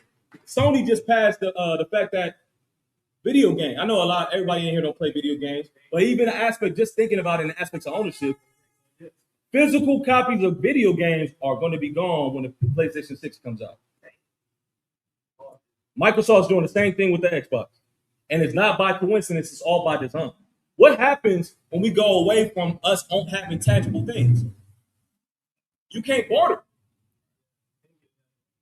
It's like, let's say you want something I have something, you have something I want. We could trade. That's what we used to do as kids. If I had a video game he wanted and he had a video game I wanted, we would just trade. Can you do that with digital property? He doesn't have a license. Because that's the new thing that they do with video game. You need a license now to even play the video game you bought. But we want to talk about independence. They say it's not just with video games, it's with movies. Why do you think Netflix is booming right now? They got all these contracts from all these films. Disney did the same thing, and all this stuff is going to streaming services. So now, a lot of people, I remember we used to have VHS tapes, we used to have DVDs. We don't got none of that. We done gave up our rights for that. Now everything's digital. You don't own anything tangible. Now they're doing with cars. You got the option to lease the car now. Tesla, I don't even think you can own a Tesla, can you? Can you own a Tesla or is it leased? You can. They're moving forward toward leasing things now. So now, and the price, it's a price difference because you're paying less from leasing it, but in the long run, you're just paying all this money towards something you'll never own.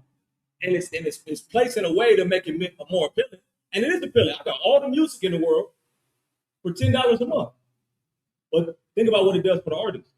We just said artists don't make no money. So before, when you had a mixtape, you could just make a mixtape. How about the trunk? Burn a couple CDs, sell them for $10. You can make some money. For the independent artist that's trying to make money now, what you gotta do? You gotta get on social media, shuck and jive, and do something, get some attention on their platform. Get shadow banned. So now if they say I don't even want you on our platform like that, we're gonna shadow ban. How you getting paid? You see how it's gradually moving back into slavery again? You don't own anything. You don't own your video games. You don't own your movies. You don't own your music. You don't own your vehicles.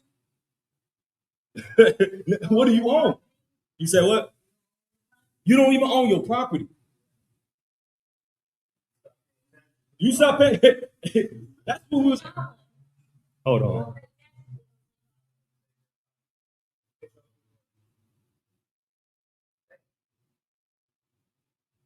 I had something. Hold on 1 second, y'all.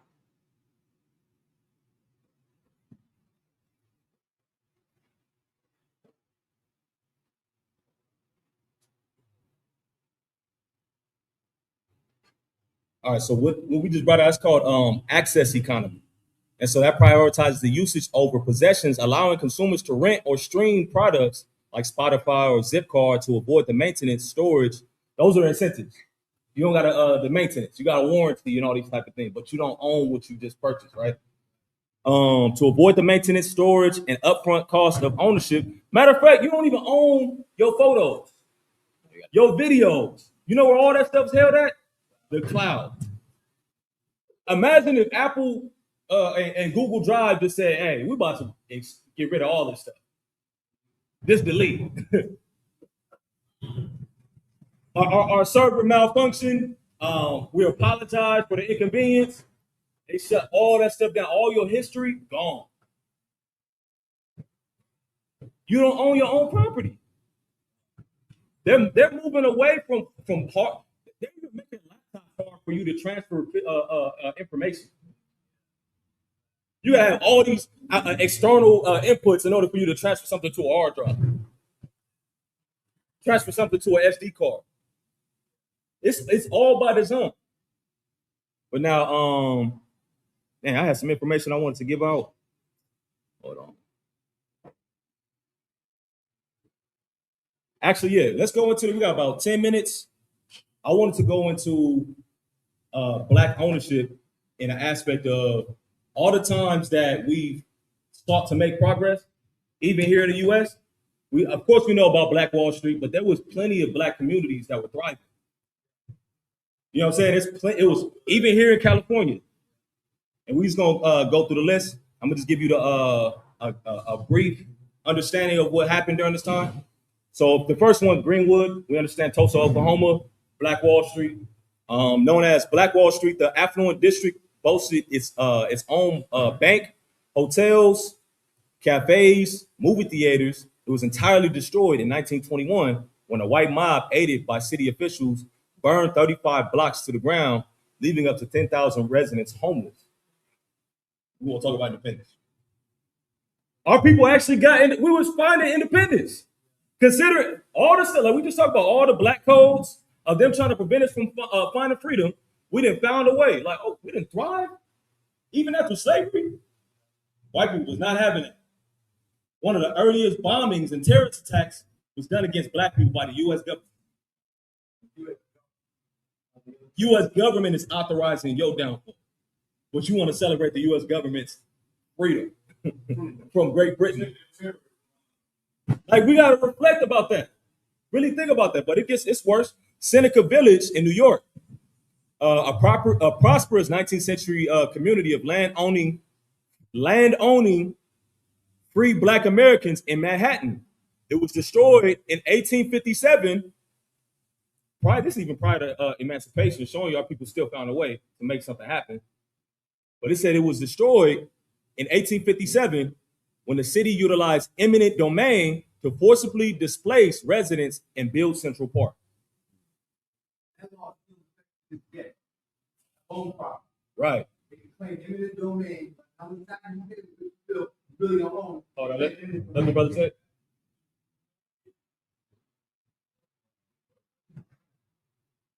I was just saying, family, that law still stands to this day. I mean, if I own property, you know, how much bills you pay, your taxes, to this day, they claim eminent domain, they can take your property. Put a freeway through there or something to do with the government. To this day, so do you really own anything? And you break your neck, you spend $9,000 for the time. Go home.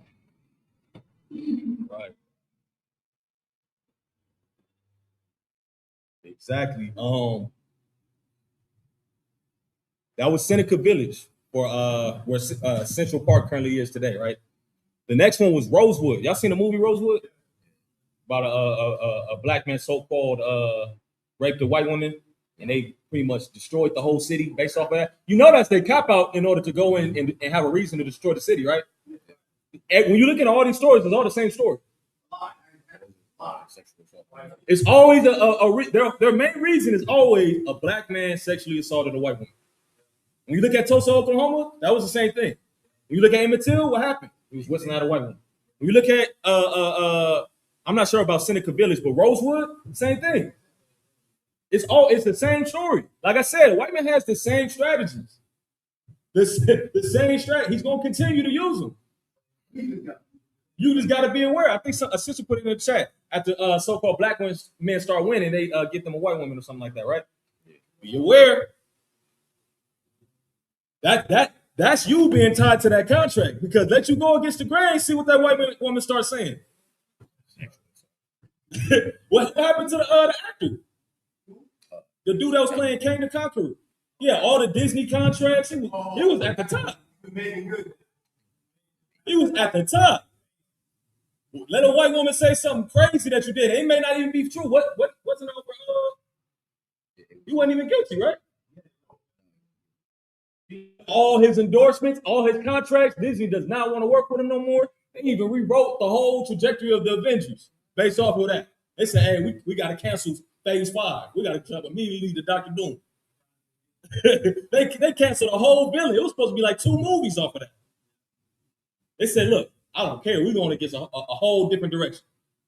All off of a white woman. Like I said, it's the same thing. All she got to do is say that you did something. And it's over. Everything that you had set up, done. That's more though. Let's somebody had a question? All right. Bruce Beach. That's here in Manhattan Beach. That's down the street. That's over there, Dockweiler, Manhattan Beach. That was a black-owned beach. That whole property was owned by your people. What happened to them? A highly successful seaside resort purchased by Charles and Willa Bruce in 1912, allowing black families safe beach access. I didn't get the rest of the information, but nonetheless, what year was that? 1912. Around that time, the beach was destroyed. And who lives over there now? Huh? Manhattan Beach.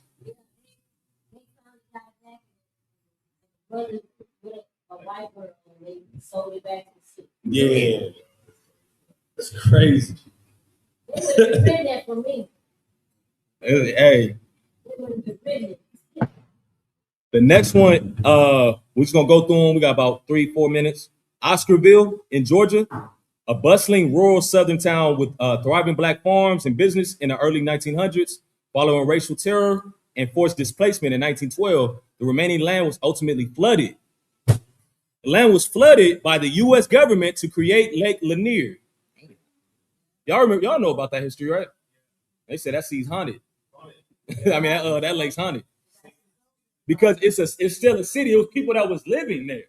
They were still like really living a regular life when the city flooded it. I mean, when the government flooded it. They didn't warn them or anything. They just let it happen. And so now people having parties over Lake Lanier. And when you go down, people started scuba diving and going down. You start seeing it was schools under there.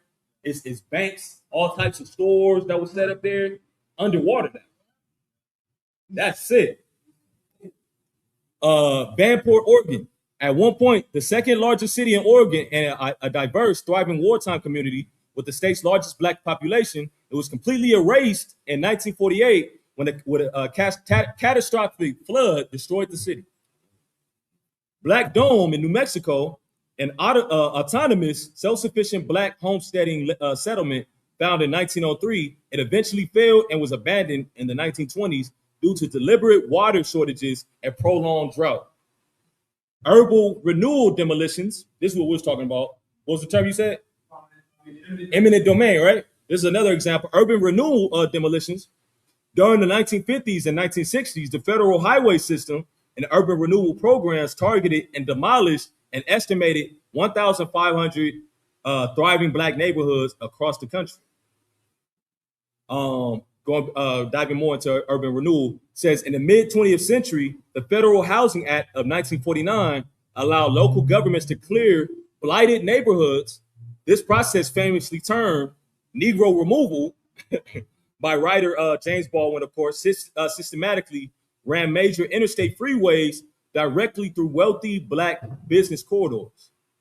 Black Bottom in Paradise Valley, Detroit, this is in the 1950s. Paradise Valley was a premier cultural and commercial hub for black entertainment, jazz, and medical practices, while Black Bottom was its tight-knit residential counterpart. Both neighborhoods were completely demolished to build the Chrysler Freeway, I-375, and the Edsel Ford Freeway. Haiti District, I got two more. Haiti District, Durham, North Carolina, in 1960. Described by Booker T. Washington as the can-do city. Haiti was a world-famous, self-contained black community with hundreds of thriving businesses. The construction of the Durham Freeway, Route 147, sliced straight through the heart of the district, permanently fracturing its economic ecosystem.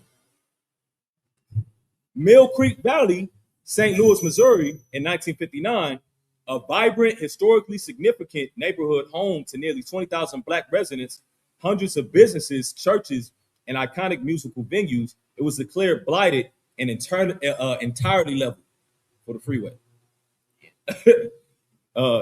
Entirely level for the construction of Interstate 64 and university expansion. The last one, Chinatown / black section of Palm Springs, California, Section 14, 1960s. Section 14 was a square-mile tract of reservation land where black and Latino residents built a thriving neighborhood because they were restricted from living elsewhere due to racial covenants. In the 1960s, the city evicted the residents and bulldozed or burned down their homes to clear space for lucrative commercial downtown development. We want to say Happy Independence Day. And you said that was a reservation. So they was already pushed to the end of the road. And the little that they had, get that scripture. Gleaning the grapes after they done already took all the grapes. What is that? What is that, Shaquat? You know what I'm talking about. What he said, after you done already took, you want to take some more. Huh? After, hold on, I'll find it.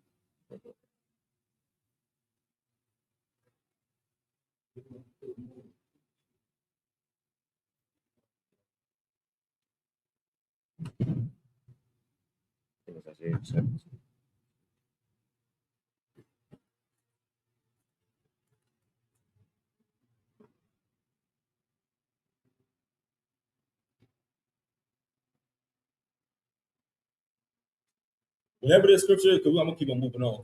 We don't got that much time. Well, where the oppressor just keeps taking until he has gathered enough, but he keeps on, going forward. Whatever that scripture is. If a brother could find that for me. Jeremiah 49. That's it.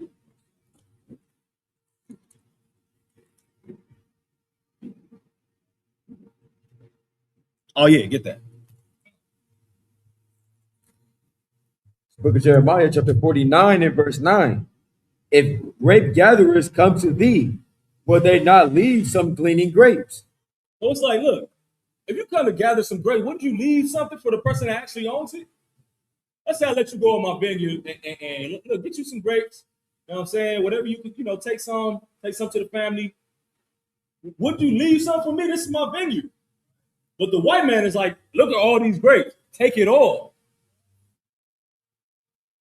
He already stole your land. You living on a reservation. You live Palm Springs prior to it turned into a quote unquote paradise looking place was dirt, desert, and we turned it into a paradise.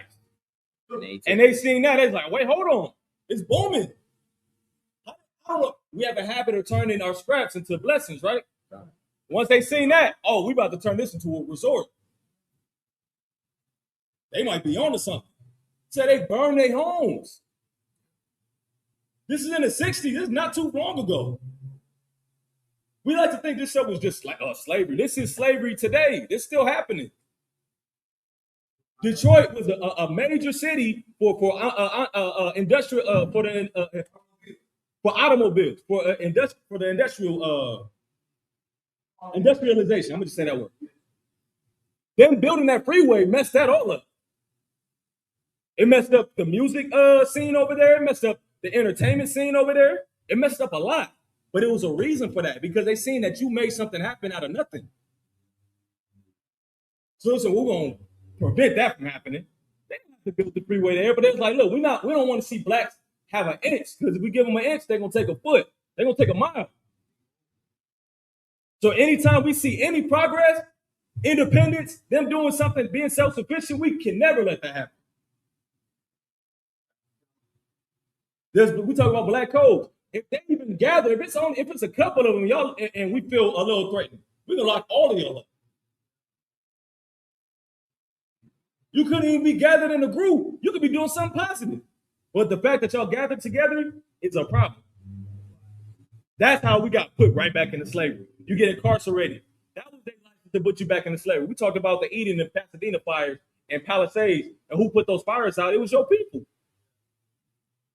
And what happened after these firefighters, these incarcerated firefighters put the fires out? Where did they go?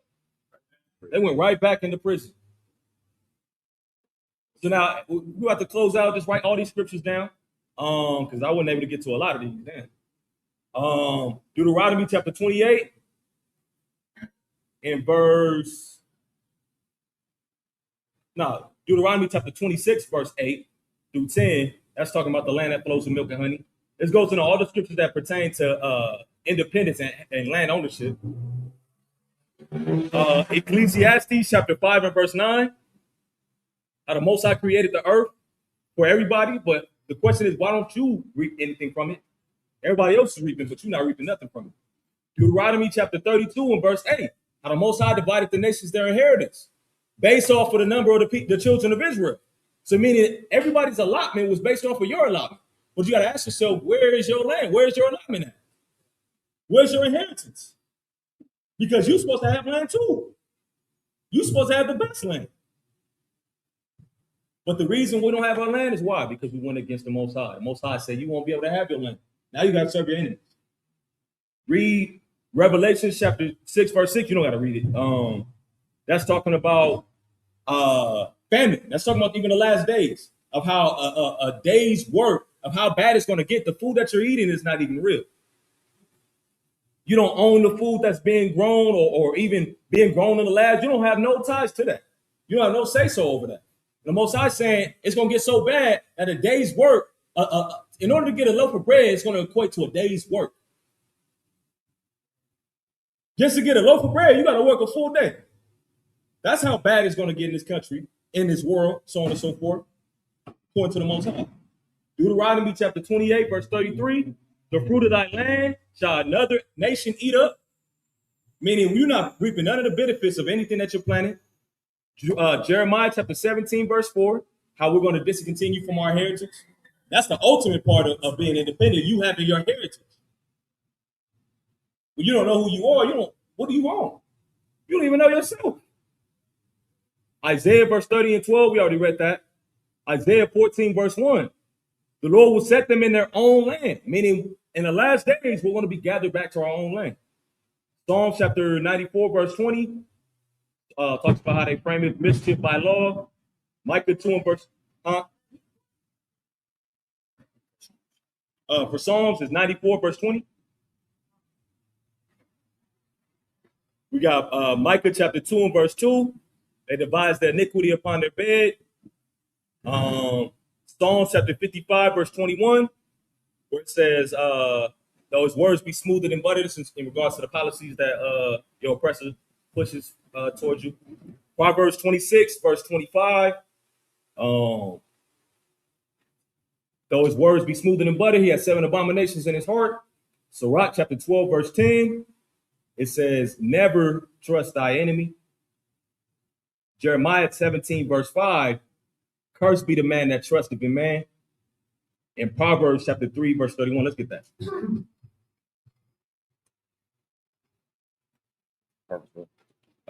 3 verse 31. Book of Proverbs chapter 3 and verse 31.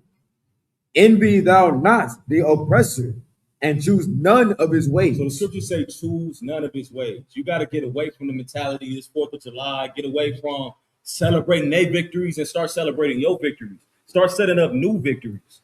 We got more battles in front of us, and it's important that we all come together as a nation, as a community, and start pushing forward. Pick up the baton where our ancestors left off and get to the finish line. Last scripture, Galatians chapter 4, verse 26.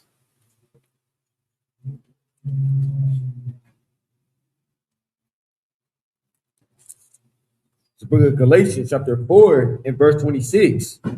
But Jerusalem, which is above, is free. He said Jerusalem, meaning your homeland, your inheritance, your landmass, and where you come from, that's where true freedom is.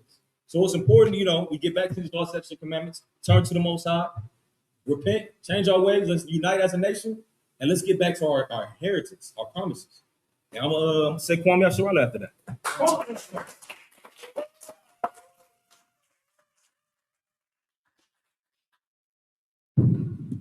Shalom to all those online. You already ended it. Shabbat shalom. Don't be out there popping them fireworks, man. Stay safe. Stay inside. Stay in your word. Until next time, Shabbat shalom. Man, it's hot.